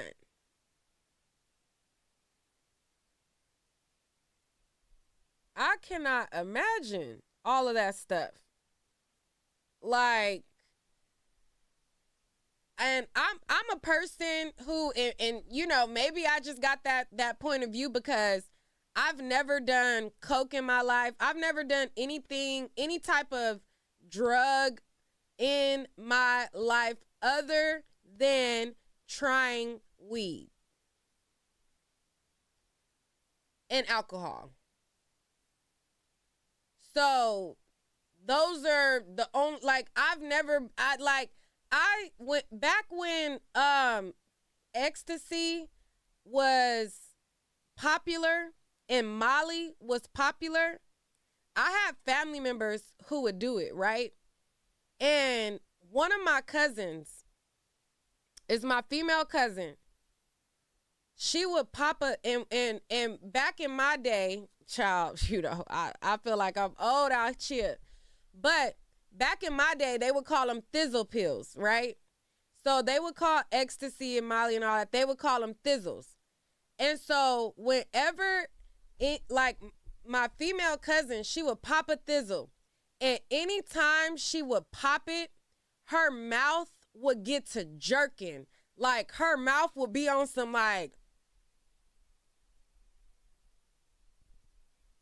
like she would be on a good one. And I would see that and I would just be like, bitch, I don't give a fuck how much fun you say it is. You look crazy. She would look crazy as hell to me. Okay? And and also too, back in my day, I'm not sure if y'all remember, but there was an MTV episode on MTV of a girl who had done thizzles. And I remember this MTV episode to this day. And they show her and she was on ecstasy. And, you know, they show her brain. And they show how this, like, it basically was some, this is your brain on drugs type of stuff. And I don't know what it was about that MTV episode, but that was enough scared straight for me. Seeing my cousin when she popped thizzles and her mouth would get to, you know, doing all of this and that, whatever. Seeing that and watching, I think it was True Life, and seeing that MTV episode of the girl who, like, her life just took a decline. Child, I was good on that. I was good on any of that. And then also too, like, I never did coke ever because I always associated that with crack. Like, it like, no, I felt like you're crackhead. No. And again, I've been around people in the industry who have done coke. I have been around people who have done thizzles. I've been around people who have done mushrooms. I just have always been an individual, and I'm just like, no, even when it comes to weed, like, I've tried weed, but weed ain't for me. It never was, that wasn't my thing. Like, I tried it and I'm like, this shit makes me feel like crack. If crack is worse than this, then I don't know what to tell you, but I feel like a crackhead. So I'm like, if I feel like this off of trying weed, I'm like, I'm probably going to be in Debo's chicken coop if I try coke. So those were the things that just kept me like, I'm not cool with it. And I had a cousin the same cousin who did thizzles, she also did coke, okay? And I remember one time she came to my house, right? And her nose was all bruised, like, around, like, her nose had bruising around it or whatever. And she talked about how, like, you know, from snorting it, it would, like, and this was like my really close cousin. Like, it was my ace, but she was wild. You know? She was wild. She was wild. I love her to death. She changed her life around. She in the church now. I commend her for changing her life around. But I remember she came to my house one time and her nose, it was, child. So those things, I've always been one of the people who I look at like, nigga, I'm good. I'm good. So I say all that to say, child, crazy. Crazy. You said that's a lot of coke. I don't think that she was doing a lot of coke like that.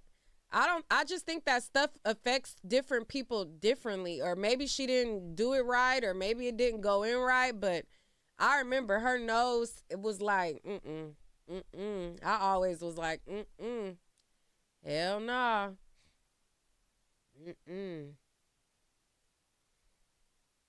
Okay, so I don't think there's no updated tweet. So we still waiting on a. Oh shoot, I forgot. Let me pull. I don't went on a tangent. I forgot I got people on the stream yard. Ciao. Voice box. Hello. Hi, can you hear me? Yes. Hi. How are you? Okay. Does it sound windy? I'm sorry, y'all. I was taking a whole walk. Oh, it's okay. Go ahead. Okay, cool. I'm gonna make it quick. I just want to say I am listening and I see that there seems to be multiple battles taking place. One is between like the older women and the younger women, and then there's a battle between whether Cassie was a predator. I don't know why people pause or using the term predator. Who was she preying upon? So I think that's a lot of our confusion in the comments. And then also, was she a victim? I'm not here to speak on either side. All that I want to say based on what I've heard is we have to stop mixing the legality of age with experience. Just because someone is 19 and they're an adult by legality as far as legal age does not mean they've had the experiences to have the discernment to differentiate between if they're a part of something at that time that they should be a part of or not. Okay, and I know people are going to tear that comment apart, but there are women who are in their 40s, 30s, 40s, 50s, whatever they're doing, that are way more immature than women who are younger than them significantly. And we all know someone that is immature for their older age. We all know someone who is very wise and mature for their younger age. So we cannot look at age objectively just because she was 19 by legality. Okay, we don't know what situations Cassie had been through up until that point that may have, I'm not stating it as facts, but may have played a part in skewing her decision making when she was, okay, quote unquote, complicit in the acts that were happening against her or that she was a part of. So I think that when people keep saying, well, she was an adult, like, okay, we all know some adults out there that can still get their SHIT together. Like, we all know some adults out there that can still do better and be better at decision making. So let's not spend so much time over the technicality of, well, technically she was an adult. She was 19 years old. And again, that has no bearings on an experience that she may have had that play into the choice that she makes. Choices and the power of choice, right? Because everything is founded in the power of choice. You choose to do something. That's all founded in experience. Choices that we make and the decisions that we make and our moral compass is all founded and grounded in our experiences. We make decisions based on, for the most part, past experiences. For the most part, I'm not saying that 100% as facts. With that being said, I think that it's always easy to point a finger when you're not in a situation. And I know that there are women that are going to listen to this and say, well, it would never be me. It could never be me. Well, you need to learn the power of grace. And even if you know that that's not a situation that you yourself would ever have been in or could ever be in, just give someone grace, especially at the end of the day, considering that the fact that none of us were there and we are all listening to this from the outside, looking in real time, the power of grace, because there's something that we've all done, you, me, and the next person listening, where someone else can look at our situation and say, that could never be me, right? And it's not about who committed the worst act or the worst offense as a woman. Like, we're all women in here. I haven't heard a man call in yet and give his opinion. If I missed it, then that's my bad. But so far, I haven't heard a woman call in and give an opinion. I mean, a man, sorry, call in and give an opinion. So we're all women who could do a little bit of a better job of giving grace. And people focus so much on agreeing or disagreeing versus being indifferent. It's okay to be indifferent when it comes to some things. Indifference is not always a bad thing. Like, it's okay to say, you know what, I don't agree with that, but I can try to understand. You don't always have to pick a side when it comes to some things. And when I say pick a side, I'm not speaking about Diddy versus Cassie. I'm talking about Cassie specifically and the choices that she may have made to be a part of that situation for those that are in this battle about whether she was, complicit or she was a victim. But I digress. That's all I have to say. All right. Well, thank you so much. Voice box. All right, Evangeline, hello? Can you hear me? Yes. Okay. To start off, y'all don't put, I'm different. I'm 50 and I'll be 51 next month. So I'm not part of that. I'm in the older generation, baby, but I'm not a part of that. And for some of these women to be saying that she could just up and decide, Cassie can just up and decide to leave. I mean, that may be the case, but statistics do show that it is more dangerous for a woman to be trying to leave than it is for her to stay. You know, and I was married to a sociopathic nigga for 10 years. We were together for 12. We already said a lot of words, but let's still try to limit the I'm sorry, I take that back. He was a sociopathic man, and I divorced him in 2022, and I'm still trying to get away from his ass or his behind. Girl, I tell you come that. on now, come on now, Evangeline. I'm just saying, you know, and a lot of people, they don't know the cycle of abuse either. I'm gonna need you to tip the Cash App jar. You getting a little too crazy. Okay, go ahead. Girl, I sure will. I'm sorry, girl, I sure will. But, you know, like I said, I'm on Cassie's side and she is a victim. And I'm not understanding why people are calling her a predator. Who did she prey on? She was preyed upon, but no one preyed. She's not a predator in any way. Like I said, it's not easy to get away from these crazy men. You know, it's not. Like I said, I'm still trying to get away from my ex-husband. I've had to move from him twice. Mm-hmm. So I'm just saying, you know, if people have never been, it's not easy. It's not. Like I said, I'm still trying to get away from him. I've moved twice and trying to keep me and my children safe. So it's not as easy. You can't just up and say, well, this isn't right. Like you change your drawers. Or these ain't the right pair of drawers. Let me go change these. It's not that easy. So I'm just saying that I'm cutting it short and sweet. That's all I wanted to say. And I'm not in that older generation. I am older, but I don't agree with what they say. I am definitely not a mammy. All right. Thank you, Evangeline. You're welcome. All right. Is it serious? Yeah, it's Cyrus. Can you hear me? Cyrus? Hi. Hi. Yes, I just basically going to piggyback off of a little callers here. I just wanted to get into the fact that she was 19, and a lot of people are just trying to make it seem like that the money, there's not an amount of money that can ever heal her for what she went through. And the fact that what she's been through, thinking that she can never find love again or even have children. Some people go through all those sexual escapades and lose the fact of having babies. So I just feel like we need to stop focusing on how much she got paid out, because there's never enough money to go through what she went through. He was powerful. She saw a lot of things that he done that probably will not even come out in court. So I don't understand why they're saying she got that money. It just makes no sense. And she wasn't the only one, but at the same time, this is opening up the floodgates. So I just don't like whether that blaming on her. It doesn't make sense. He basically, I know we have to watch our words, but he got her at 19 and he, G'd her to what he wanted her to be. He wanted her to do everything he wanted to do because he couldn't do Kim. He couldn't do the people in the past. So he probably that was his project. And then somehow he kept her.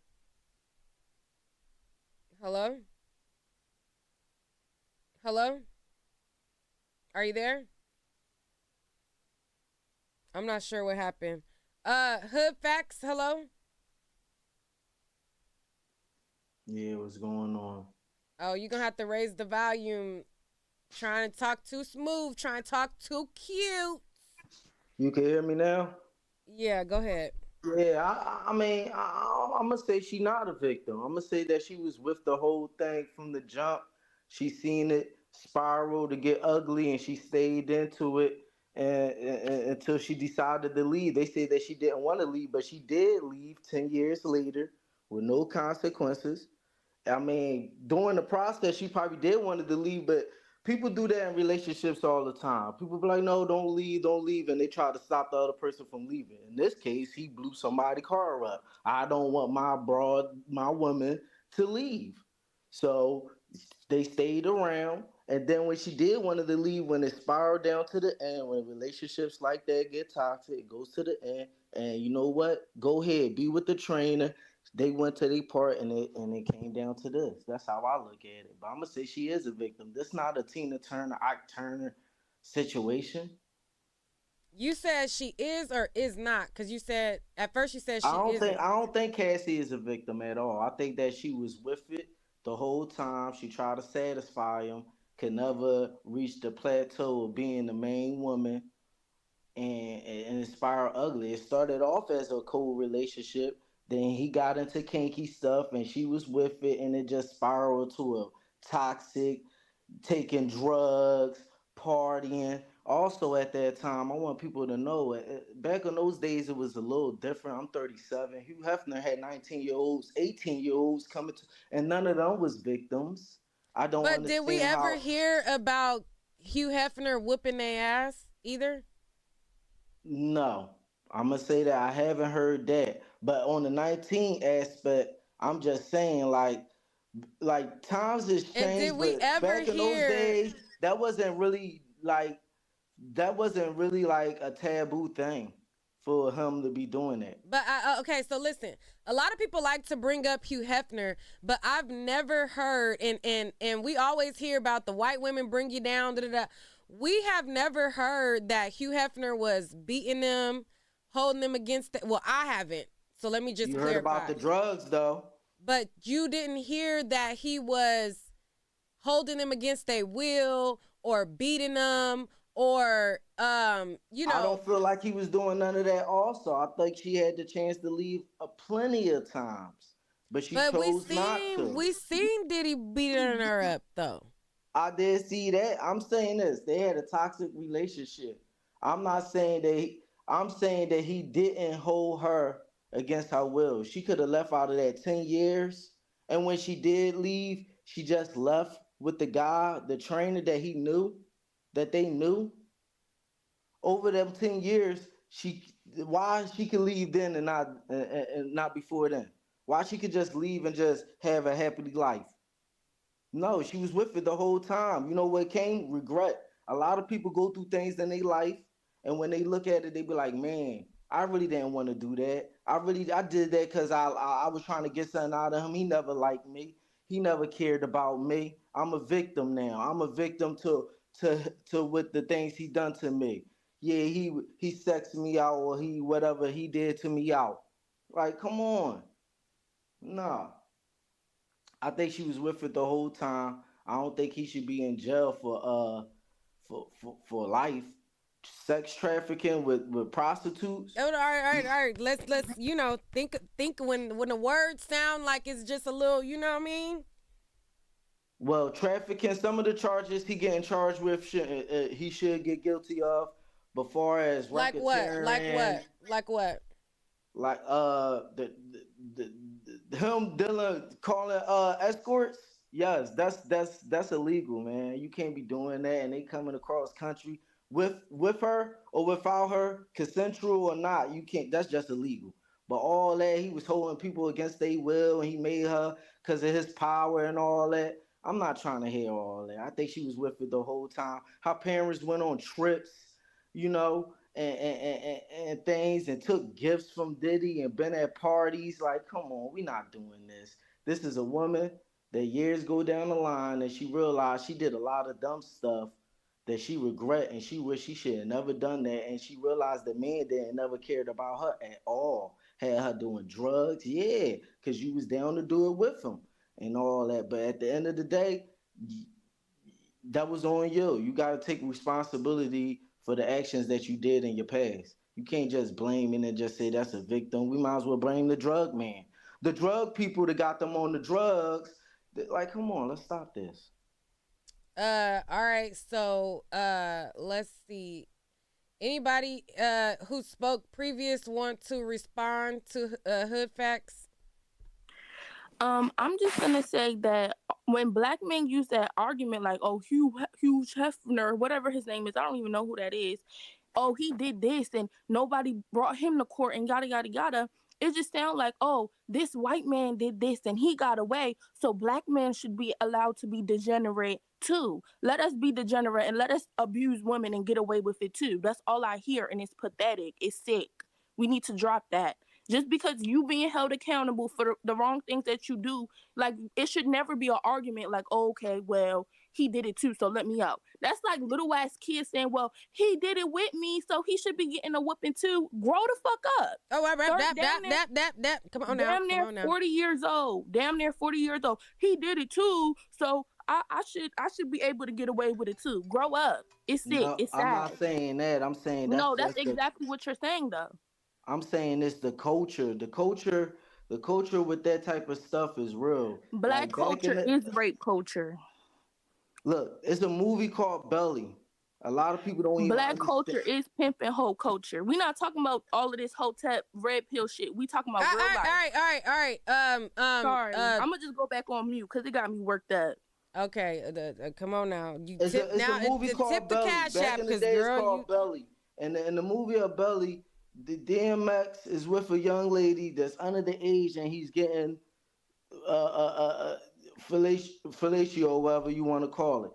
And nobody says nothing about that. But really, back in those days, and people should, and he should be held accountable. You don't think? But the thing is, back in those days, it was totally different. Nobody put that. Well, we're not back in those days no more. I understand that, but I'm trying to.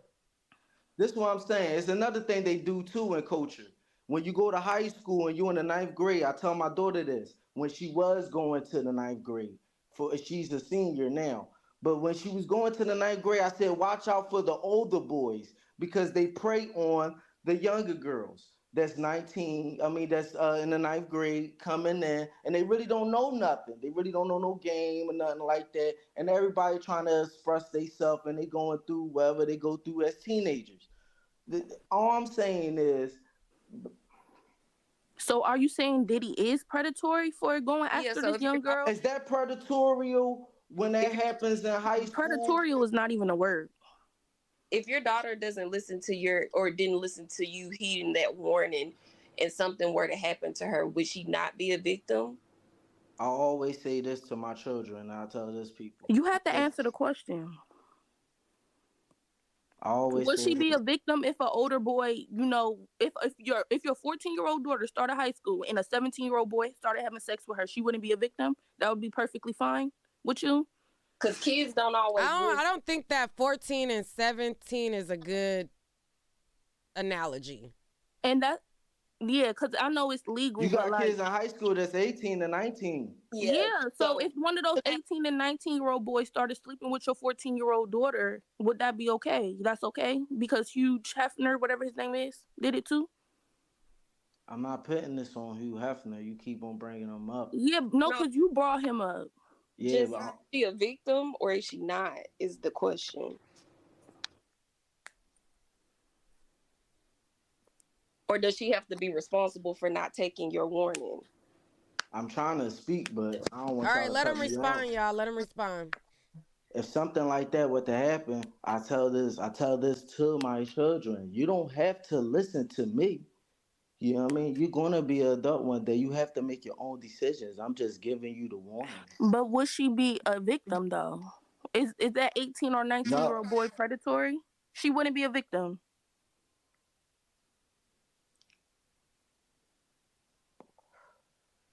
A victim is somebody that goes in fault that they haven't. Like Tina Turner was a victim. That's not a victim. No.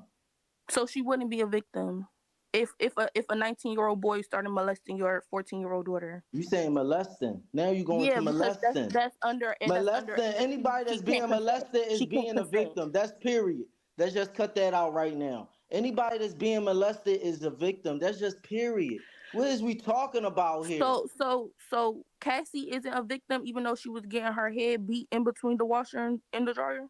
And was she a victim then? When is she a victim of? She wasn't a victim when she was drugged up and was unconscious. No, she wasn't a victim when she was drugged up because she took the drugs willingly. She took the drugs willingly. So she took the drugs. She took the drugs. And we having alcohol. Because we know when you have alcohol in your system, you can't consent. You can't consent when you even have alcohol in your system. I know that for a fact. Cassie is drugged up and unconscious, and Diddy is recording people have sex with her unconscious. Well, wait, I'm gonna pause you. I'm gonna pause you. Wait. All right. Pause. Now, although alcohol being introduced, I'm not gonna say you can't consent if you done drunk alcohol. Nobody can make you take ecstasy, yo. I've been to parties, yo. I've been places. Nobody's saying that. Nobody's saying she took it against her will. Who said that he forced the drugs down her throat? Did I say that? Or did I say that she was drugged up and unconscious?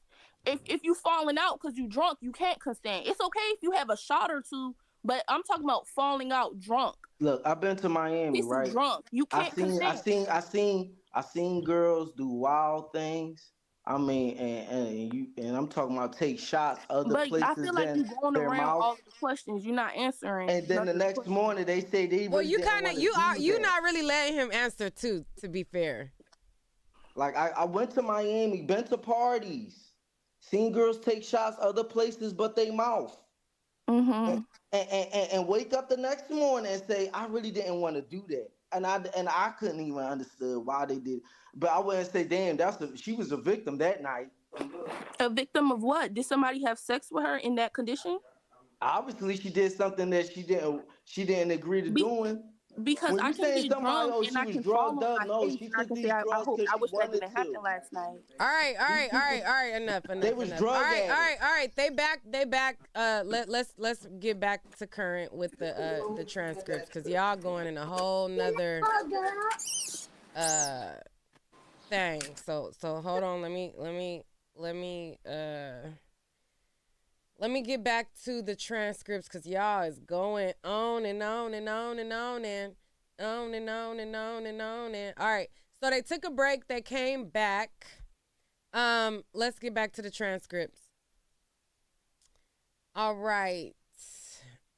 So it says, so at 4:15, they are back. The jury is back. They say you may continue. They say, when the drugs ran out, how did you know who to reach out to? She said, Sean would tell me. During the session, how would you know to move to the next step? She said, Sean. What would happen after the escort finished on you? Sean would want to put it in his body in the next room. Wait, what? Hold on. Huh? Wait.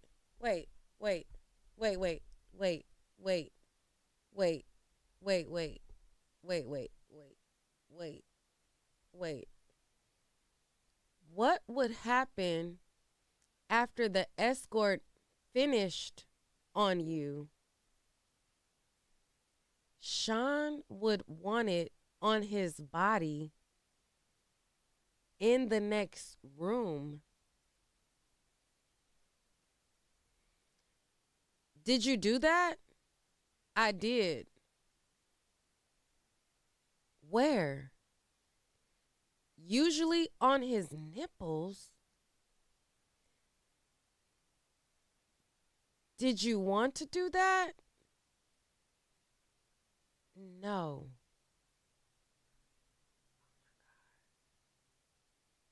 Is his daughter still in the courtroom listening to this?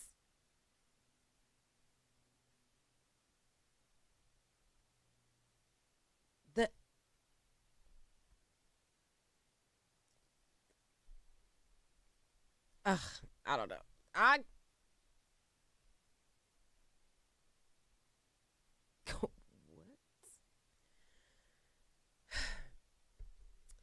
How did you feel? I was an object being heavily objectified by men. Sometimes we would watch by FaceTime, or sometimes he would watch by FaceTime. Were some sessions recorded on your devices? Because they were there. If you saw them on your device, what would you do? Okay.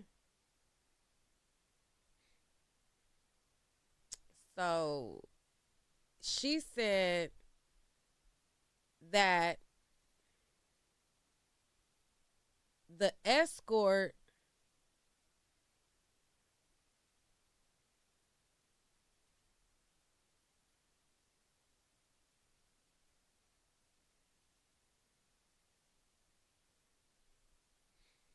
he said that the escort would finish on her, and then they would go to the other room, and he would want it on his nipples. And if y'all seen Armand's live yesterday, where he was talking about how the one of the escorts that testified yesterday, the escort testified and said that he faked coming in her one time, and then Diddy came back in the room and was like, are you sure you came? And the guy was like, yeah, I did, or whatever. Like, so can you imagine? Like, this is on some whole nother other, like, a man finish, and then you take and put it on your nipples?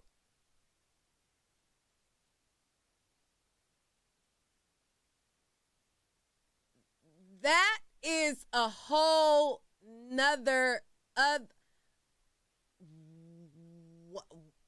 what?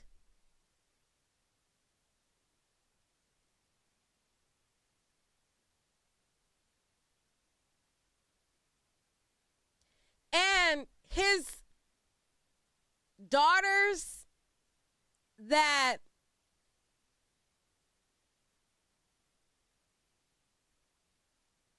are in high school right now is listening to this. What?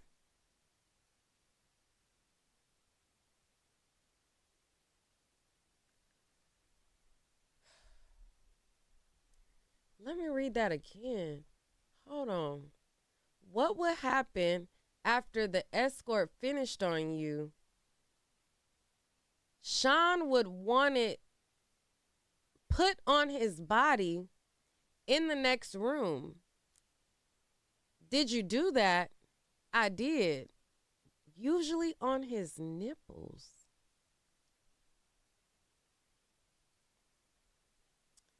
Okay, so they said, so when you saw the freak off, I guess, being recorded on your phone, what would you do? She said, I would delete them. Why? They were disgusting. I never wanted anyone to see them. Were Sean's devices used sometimes? Yes. I asked him to delete them. Did he? I don't know.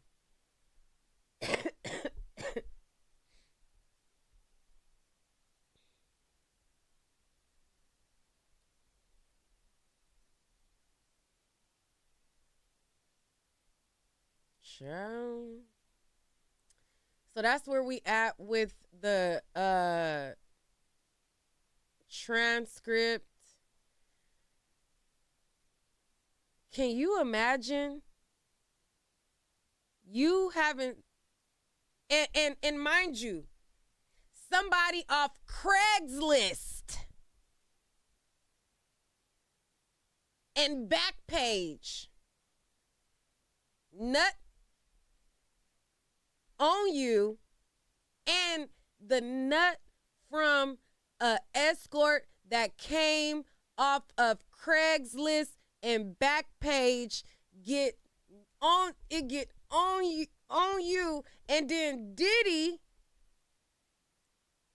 wanted to be rubbed on his nipples.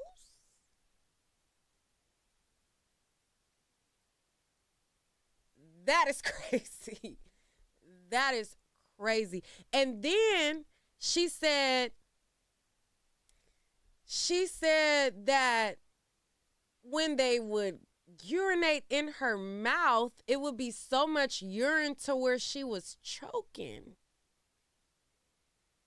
Can you imagine the smell of the room? Can you imagine how it smelled up in there?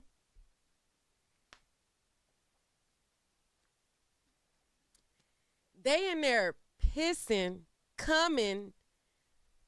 They got and then Glade candles. Glade candles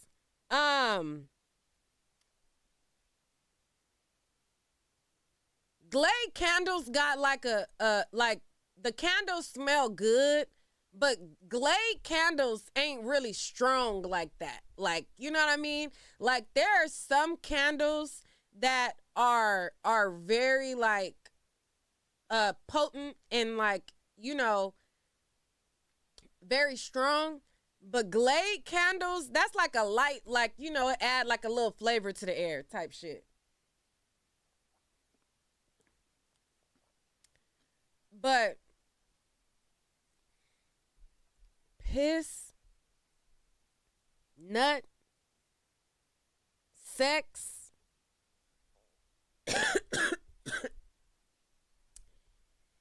and then you got, like, how can your pH balance, like, and then, like, whatever state her pH was, and then they on drugs, so, like, maybe they sense a smell, I don't know, but I don't know. I don't know. That just sounds crazy to me, like, crazy. Can you imagine the people who made it on the jury, who are able to be on the jury and they are sitting there front row and center, and they are listening to this?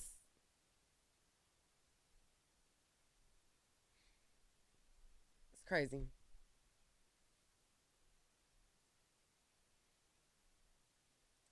Crazy. So let me see if the other guy, if he's back live tweeting.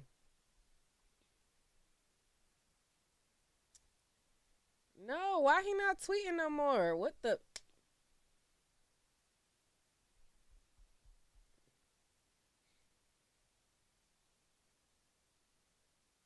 Josh, you're not keeping us up to date. Josh, like, what's going on? Why are you not keeping us up to date? Like, come on. When Inner City Press miss, like,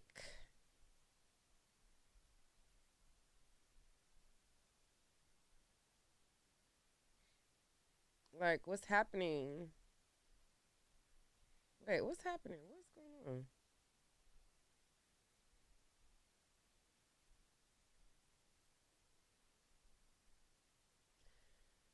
Is Twitter messing up?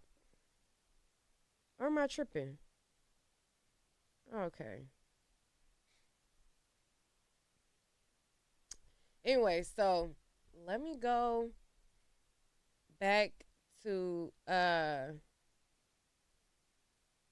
you said court is over right now?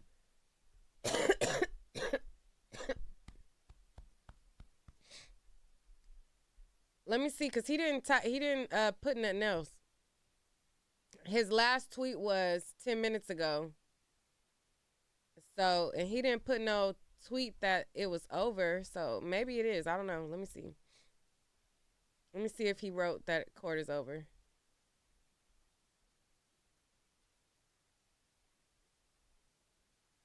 Oh, he didn't. But maybe for the people that are there, maybe it is. I don't know. But that's crazy. That is crazy. Let's see. Fallon, it says that your device is not connected. Vent, hello? Hey, what's good? Hey, what's your thoughts?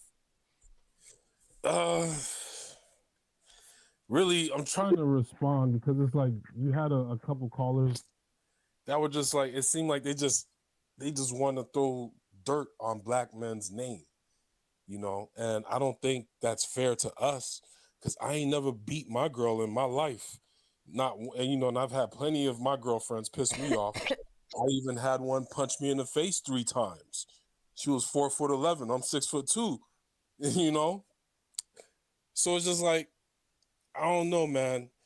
I'm not into this whole black women versus black men online BS. That's why I follow, you know, channels like yours. And to hear women, you know, call up and then just throw dirt on black men. Not saying that black men don't never do nothing wrong. Trust me. Pretty much every girl I've dated has told me a story about her being abused as a child. So trust me, I know it's going on. But it's not all of us, and the way they talking is just like, come on. When you got black women out there saying that they love thugs, you know, and it's not just black women. Charles Manson, he had a bunch of groupies outside the courtrooms, holding hands, supporting him.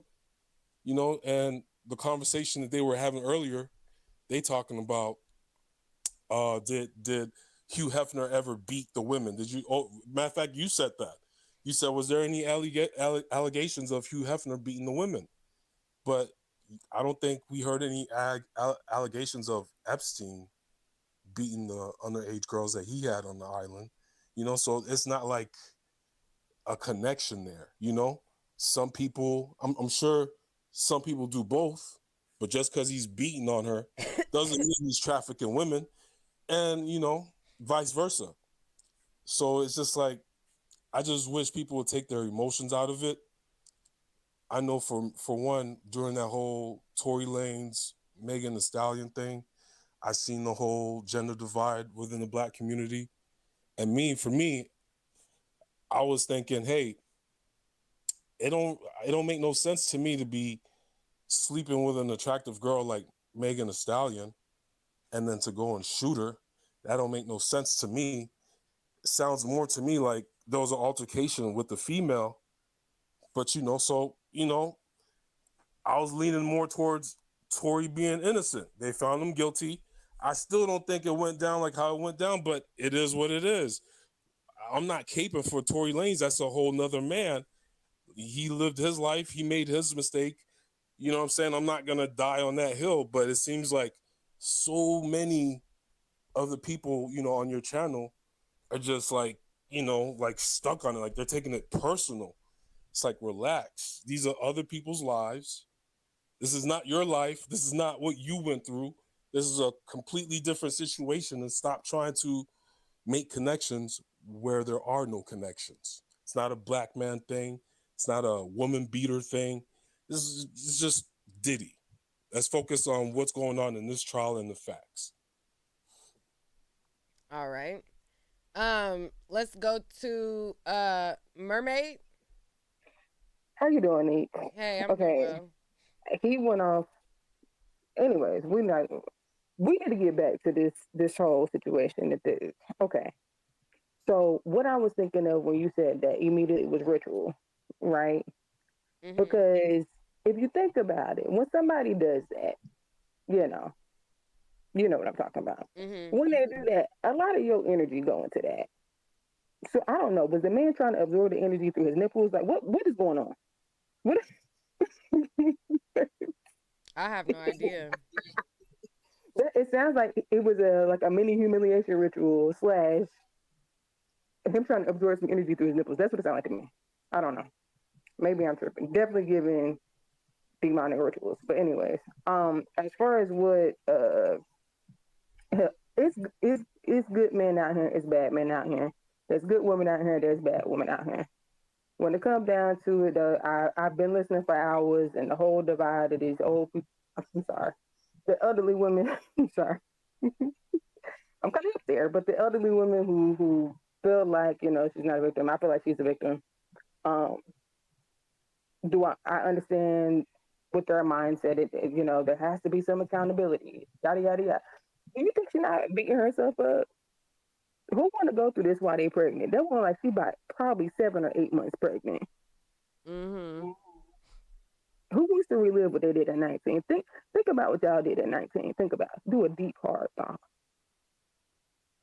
Think about the bodies you was accumulating at 19. Who want to talk about that? Be for real.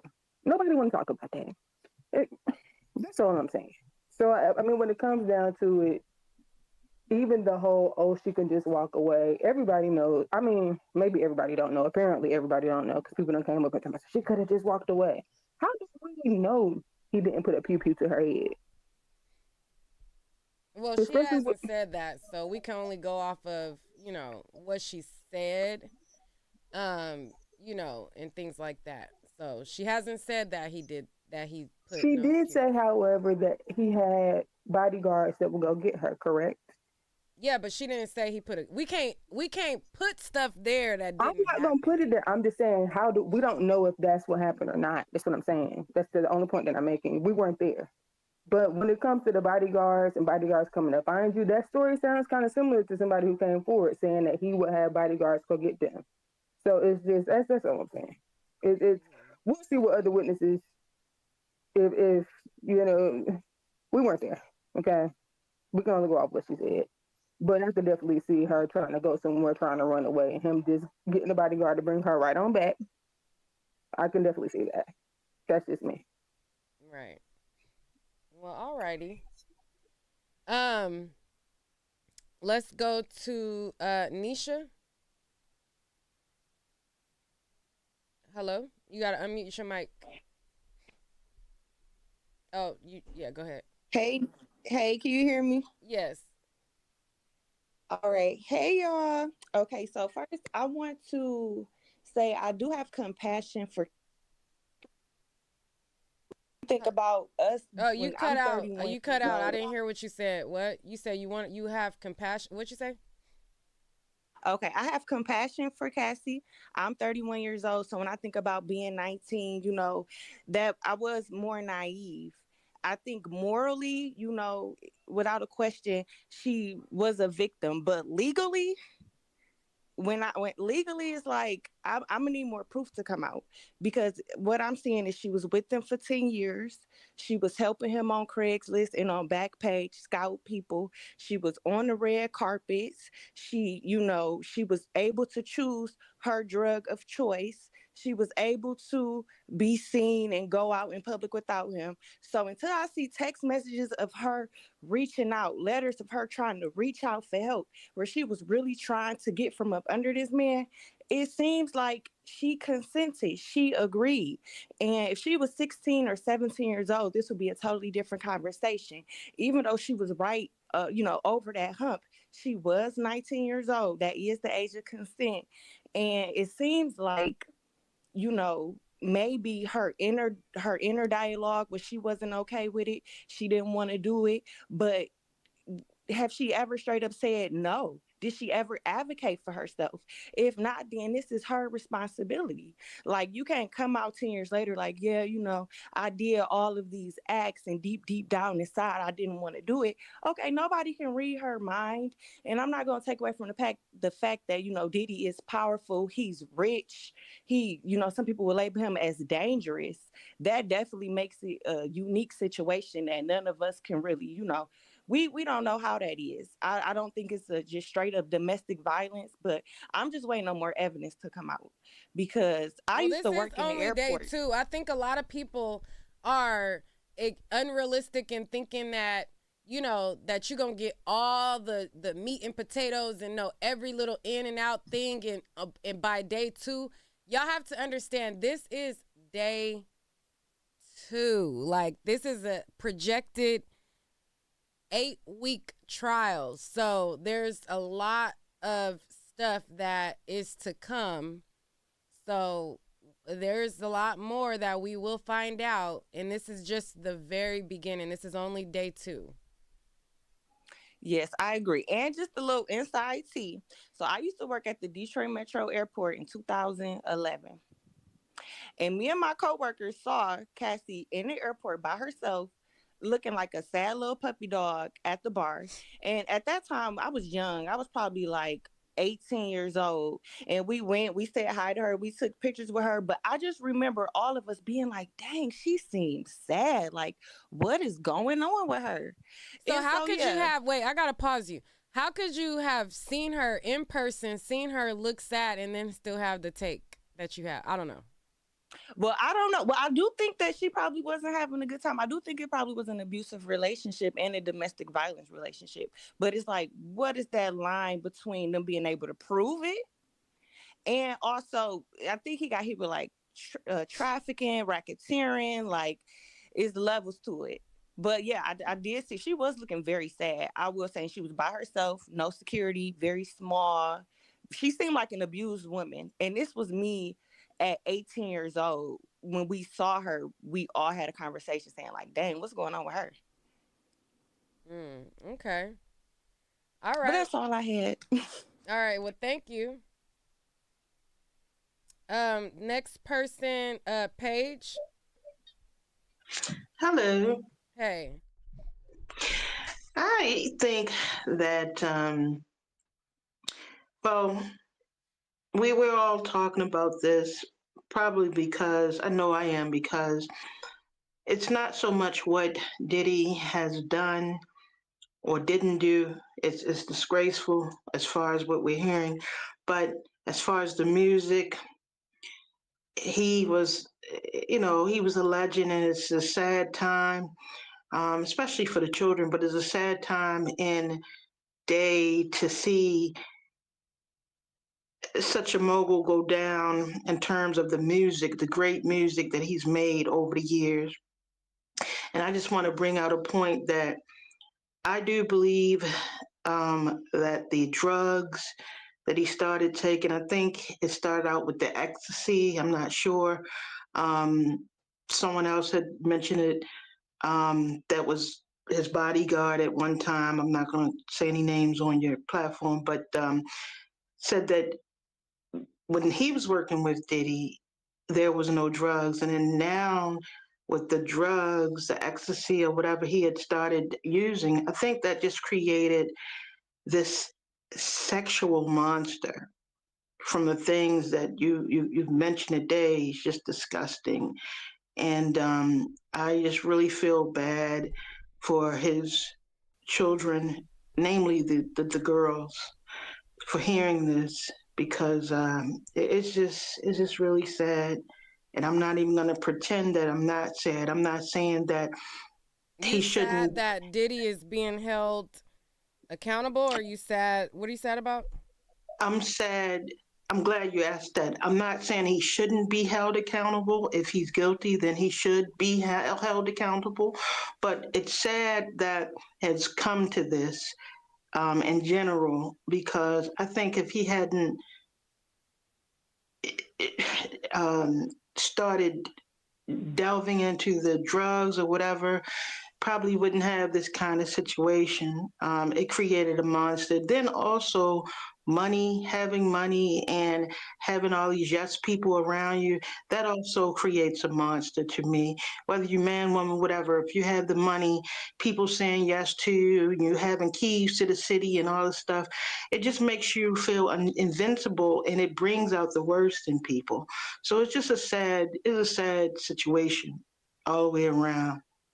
But if he's guilty, then by all means, may justice be served. Okay, so So thank you for this platform. Oh, go ahead. Oh no, I was just like, that was okay. So you feel sad that he's going through this overall. I'm sad that we're having to witness this, and I'm sad that I think that if he would have avoided the drugs, because at one time he was drug free. So you think the drugs is what make him freaky? You don't think that he was already freaky? I think, well, they say that ecstasy brings out the freakiness in people, and I'm just saying that maybe if he hadn't been experimenting with that, maybe he wouldn't have gone so overboard. Like it probably wouldn't have been any of this. And I really do hope also that he's drying out and getting himself together, because it's always a chance if people want to change. So I don't want to be the judge or jury, as far as what his future may hold or whatever, but may he be accountable, of course. Where there's whatever we do, when there's always what you call it, we have to be responsible for our actions. Where there's actions, there's consequences. So I'm just saying, though, it's a sad time, because this man, that's why everyone is tuned in. This man has made or had great music, and that's something that I'll never forget. And I think a lot of people won't. Like, he's done a lot of things, but one thing, he made some great music and had some great artists. Who has he done right by? Who has he done right by? Mm-hmm. I don't know. You put me on the spot, but you asked all the great answers. I don't think again, being put on a pedestal like that and having all these yes men around him, and then it turns people into, and then his mentor. I want to stay on topic though. I think his mentor. No. Answer no. Before you go there, who has he done right by though? Like you said, he's done all this great music. Who has he done right by? Well, I don't think he's done, according to the, the words and the different news. He's done a lot of artists and people under him. He hasn't done right by many, But I'm talking about as far as the historical legacy of the music he has made, or the groups he's had, him and Mace and the videos and stuff like that. It's just a history that to see now, like that's something that just it can't just be just forgotten. It was a great time at one time. You know what I mean? Like that was Diddy, that was Puffy, and to see all this come out, the man will never, even if he got out today or tomorrow, he would never be able to go back to the same. Everyone's life has changed, including Cassie and the other people, because it's more than just Cassie. The children, So just to be clear, you didn't see him do right by anybody, but you just appreciate like the feel of the time of the music that he facilitated, basically. Yeah, the music artists and stuff. I don't think he's done right by any, as far as I know, or as far as what I've heard over the years. 112, the different artists that were under him. A lot of people had gripes that he didn't pay them their money, but I can't deny the fact that the music, it was great. It was a great time. Which songs exactly? Go ahead. I'm sorry. Which songs exactly? Oh my goodness, 112, Total, him and Mace, what's his name? Biggie. I mean, the man. It was a good time back then. There's so many hits. He definitely had. Can you name them? Not all of them, but it was just so many hits. Like I said, so many groups. Craig Mack, oh my goodness, so many hits. Like he's worked with so many people. Mary, what's her name? Faith Evans. Oh my goodness, so many people. And I just feel like I wish he wouldn't have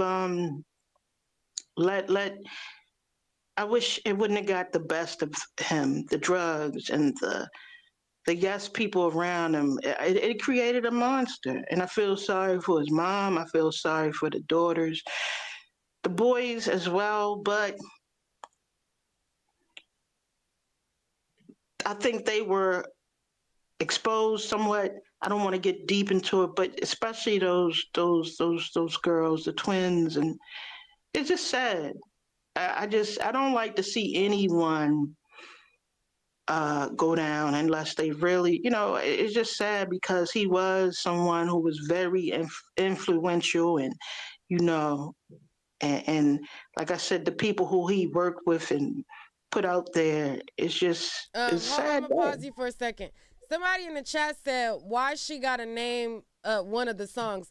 No, the only reason why I asked could she name them, because she was so passionate about, the music. She enjoyed the music. And so I was just trying to figure out, like, well, what songs was triggering this, this feeling that she had that she was so compassionate about. So that's why I was like, can you name, what song? Like, because she was saying the music. I'm like, okay, if I'm going to tell you, like, I'm so impacted by a song, I'm going to tell you.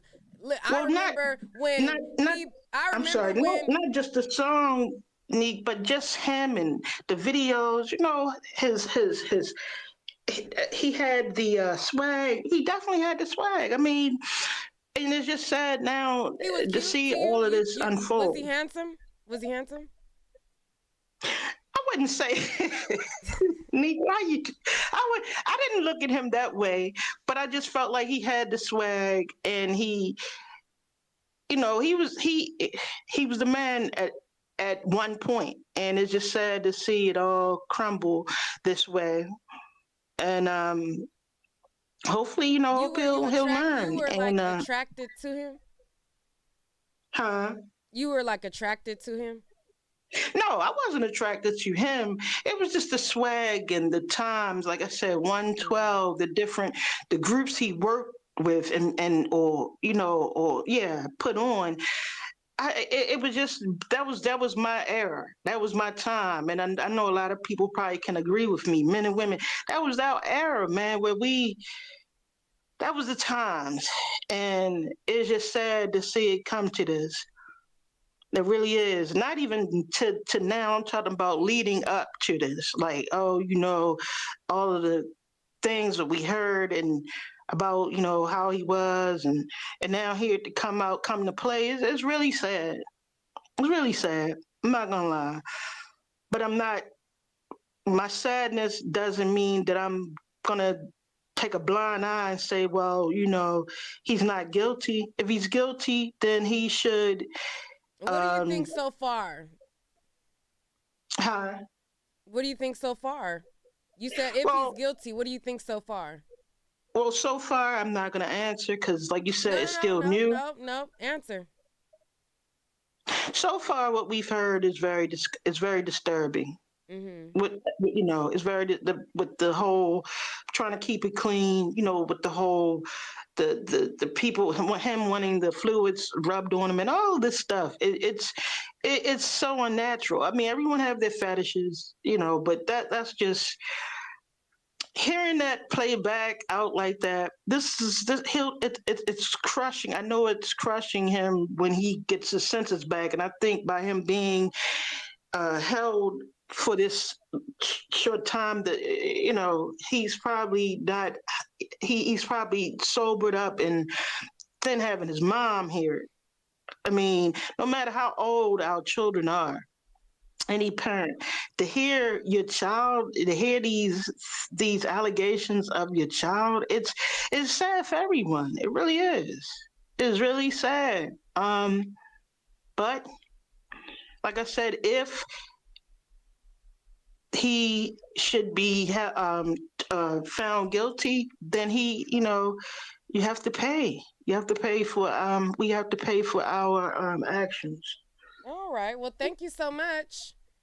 Thank you. All right. Bye-bye. All right. That was Paige. All right. So there was a couple more tweets that came in before the end of the day, and they rested for the day. So they wanted to know if Cassie ever left a freak off. So let me go over. And it says, did you ever leave a freak off before it was over? She says, yes, at the Century Center Intercontinental. I finally had a premiere coming up, and I didn't want to mess it up, but Sean hit me. At what point did Sean hit you? Between sessions. What happened next? I got to the elevator. Next thing I knew, I was thrown to the ground. Who threw you down? Sean. He grabbed me by my neck and my hoodie. Let me show you the video. So they showed her the video that I guess, I'm assuming the one that we saw of him beating her down. And then they say, what are you doing? Trying to use the hotel phone. What is Sean doing? Taking my phone in my bag.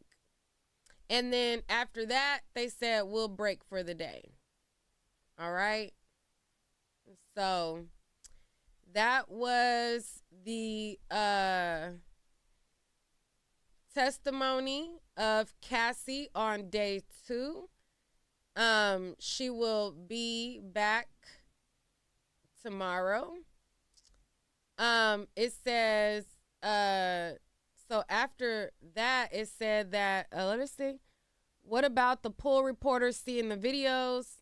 We oppose that, and Jane does too. I am provisionally denying any pool viewing that my reading of wait, what?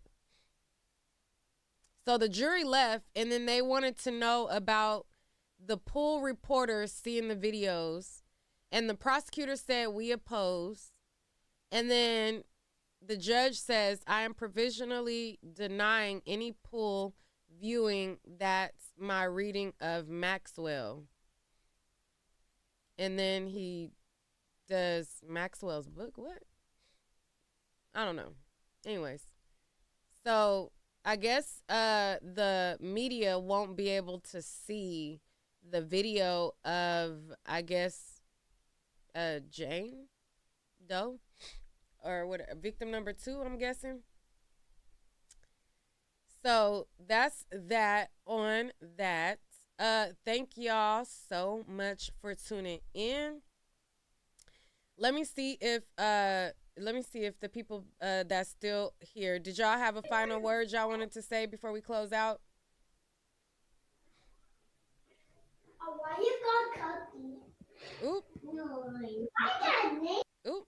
Ebony, yo, baby got the fine. T and Casey, anything y'all wanted to say before we head out?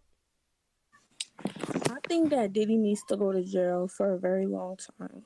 That's all. I think that he's guilty. And yeah, that's all. All right. Anybody else? Who was that just talked? T? Casey? Hello? Can you hear me? Yeah. Okay. I hope I didn't cut nobody off, did I? No, go ahead. Okay. Yeah. I just wanted to make it clear that I'm not taking up for Diddy. I do believe that he needs to be held accountable for what he has done. I do believe he is guilty of a lot of stuff. The only point that I was making is so that we can prevent another Diddy and R. Kelly situation, is to warn our young girls, stop chasing these men for money, because they can be wrong, dead wrong, all wrong, but you can be in a body bag. You can be in these situations. It's not really about, oh, you're taking up in the, no, it's about protect yourself. When you see these red flags, don't go chasing this money. These men don't do it, because you're always going to get trapped up. They have way more wisdom. They have way more. They're smarter than you. She's 19. Let's stick to she's a baby. She's 19. So if she's a baby and she's 19, he's way more wiser than you. He's way more slicker than you. He's way more craftier than you. So let this be a lesson to our young ladies out here. Don't get caught up in this. No, the man needs to go down. He absolutely needs to go down. But we must be held accountable, and we must have discernment and wisdom so we don't find ourselves in these horrible situations. Because guess what? She was lucky and got the millions. But like somebody pointed out, one of the younger ones pointed out earlier, people do it every day with these dudes from McDonald's, and you ain't getting nothing. That's all I got to say. Thank you, Neek. All right. Thank you, Casey. One thing I will agree with Casey on is that all of us that are listening to this and listening to the details and listening to the stuff that happened, I do agree that you should listen to others' experiences and use that as a deterrent to notice certain red flags and things like that. I do agree with that part of it. I think that obviously life is going to be the best teacher, and experience and wisdom comes with age and growth and all of those things like that. But there are certain things that me as an individual, like for instance, I seen how, like I said, my cousin would pop a thiz and her mouth would get to jerking and yerking and, you know, going here. And, you know, I'm like, I don't want to look like that. I don't want to go through that. I don't like how that looks. I don't care. I don't even care how it feels. I don't want to know how it feels. You get what I'm saying? So sometimes you can use the experience of others to kind of get game, as you will, on what to spot, what to look out for, what to, you know, do. Now, again, life is going to always be the best teacher, and wisdom and age and all of those things are something that helps. So if we are listening to this now, again, I feel like Cassie is a victim, and I feel like I understand how she got wrapped up in it. But on the people on the outside listening to this, use it as a teachable moment. Absolutely. So we have Mermaid Evangeline just clicked in. Is there any last words you guys want to say? Hood Facts, it says that your device is not connected, but we about to be exiting on out of here, so these are just final words. Go ahead. Go ahead. I just wanted to say, you know, I noticed this, and historically we've seen it.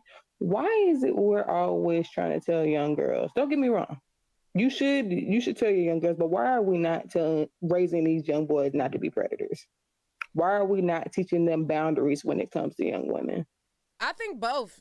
Two things can be true. I think that as women, I'm a woman and I'm raising a daughter, so I speak from that point of view of I'm not a boy mom. I'm not raising a son. So I agree that, yeah, we should be teaching men to be better humans and not be predators and, you know, and people of influence and all of those things. But we live in a world that this isn't a perfect world. So we have to do what we have to do to protect ourselves. Okay. Because, you know, if I go outside and I wear a see-through skirt and I don't got no panties on, you know, nobody has a right to come pin me down and try to take my cootie cat. But we live in a world to where there are certain ways that, you know, navigating a little bit differently sometimes yields different results. And if you know how to navigate certain things and you can see the experience of, okay, well, she did that. And not to say that you can't be a victim of somebody coming up to you and violating you with fully clothed. So, yes, we know that. I'm just saying, you know, there are things where you can see how certain actions or certain routes that certain people took were and certain common routes. So let's say, like, if I heard 10 people went, okay, so say there's a valley on 10th Street, and every time 10 people go down 10th Street, and most of them, when they go down 10th Street, they fall into the ditch, and some break their elbow, some break their leg, some break their arm, you know, and then this one person say, you know what, instead of going down 10th Street, if you take a slight right, you avoid that ditch. Sometimes we can learn from what happened to others and the route that other people took of how to navigate life or to protect ourselves. I agree. I just feel like when it comes down to it, like you said, yes, we can tell young girls, you know, do not try to be dating these older men. We already know how that goes. We've been doing it historically. I mean, don't get me wrong. Back in the day, they encouraged that. Then they flipped it, and then it was like, no, you shouldn't be dating these older men. You know, he's going to try to take advantage of you, yada, yada, yada. Right? Life is going to, sometimes life got to teach people. You can raise your child to be what they're supposed to be, but there comes a point in time where they make their own decisions and they're going to do what they're going to do at the end of the day. You can instill those values, and those values should uphold when they become adults, but they still have free will to do what they want when they get older. And you're not going to be at fault for them making a good decision or a bad decision. They're going to have to live with that choice. We know because we're adults. I think ultimately when it comes down to it, I just hear so much of tell the young girls, and I'm not hearing enough of raise these young boys so that that behavior is not normalized, that they understand boundaries when it comes to young girls, period. I think the climate is changing, so I kind of disagree. I feel like the boys are seeing that they are being held accountable now. Like, for a long time people had the mentality of boys will be boys, and I think that, with different generations come different mindsets. So I don't know. I think just as well as, you outlooks on, what's acceptable, what's not acceptable, I feel like is changing. So I don't know. I feel like I can agree with that. yeah. So I don't know. I feel like we in a time where a lot of people are opening up their eyes, they realizing, and a lot of times people don't know what's crossing a boundary, or until it was realized, like, oh, that's coercion. Oh, if I keep asking her to, I didn't rape her. I kept asking her, you sure you don't want to have sex? You sure you don't want to? And then people realize, like, oh, I didn't know I was making her feel uncomfortable. Like, sometimes people have to be shown what's not okay. And I feel like we're in an age to where people are realizing how people are looking at, sexual experience, exchanges, power dynamics, all of these different things. And I feel like people are learning, growing. And again, I feel like experience is always going to be the best teacher. Life experience and the things that I knew at 19 and the way that I thought at 19 versus how I think now is a world of difference. But I still, as a 19-year-old and a person who was growing up, I used things around me, and I knew certain things like that I didn't want to be like, but I'm not every person. So it's like, yeah, not everybody is going to listen to their mom's advice. Not everybody is going to listen to or watch the experience of others. But that doesn't mean that somebody out there listening won't take heed to it. So if just one person listen and take heed to it, you know what I mean? Then good job. So that's how I look at it. Not everybody gon' listen and take the advice or and some people want to touch the fire and make and get burned, and I don't know, you said it's hot and you said burn, but let me see it burn. Some people will see your finger bubbling up and they gonna, oh, I see your finger bubbling up, so I don't gotta touch it. I know it's hot. So, I don't know. I'm still going to tell girls, hey, even though I understand how Cassie got up in this and how she got caught up in this, and I sympathize and empathize with her, I think that, yes, girls should still listen to this, look at how she got swept up, and take it as a learning experience. Not everybody is going to take heed to it. That's just life. Everybody learns differently. Everybody has different experiences. Everybody is influenced differently. Some people would have been around the circle I was around, and because my cousin took a pill, they would have took one. I didn't. I've always just been a very strong-minded person to where I just never been a follower. But even me, I've dealt with guys to where it's been situations to where it's like, even though, game, you peep game, I don't know.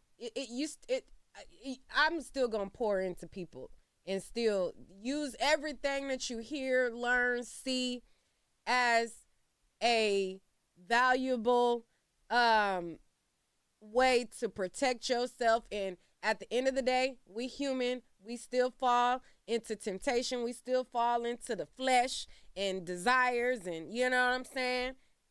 All of those things, and the wanky had your mind gone and all this type of stuff. So it's all kind of nuances in between. So, Evangeline, did you want to say something in closing? I do.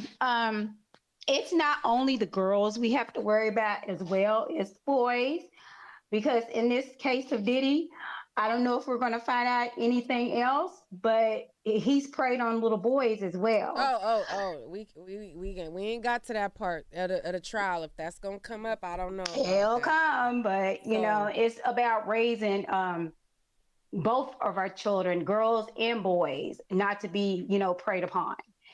And raising these kids up with some self-esteem as well, because that's what master manipulators prey on, these kids with low self-esteem and things of that nature. That's how it's so easily for these young ones to be manipulated.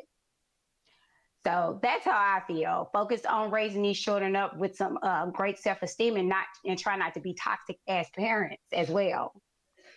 All right. So that's how I feel. You want to say anything in closing? Thank you, Evangeline. You're welcome. You talking to me? Yeah, you want to say something in closing?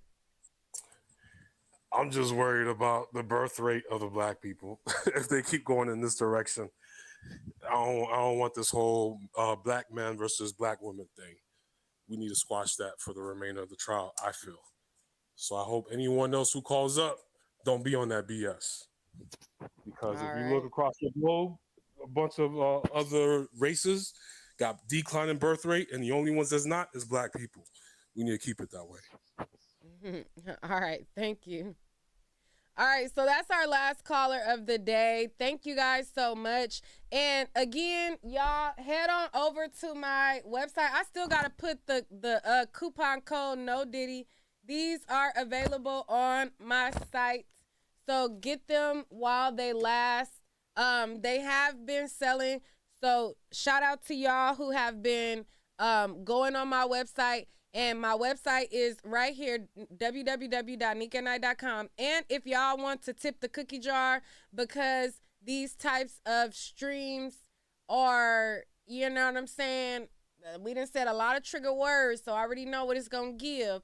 Y'all could, tip a sister and help a sister out. I'll see y'all on the next one. Thank y'all for hanging out with your girl. There's so many people covering this, and y'all was hanging out with me. So I appreciate y'all so much. Bye.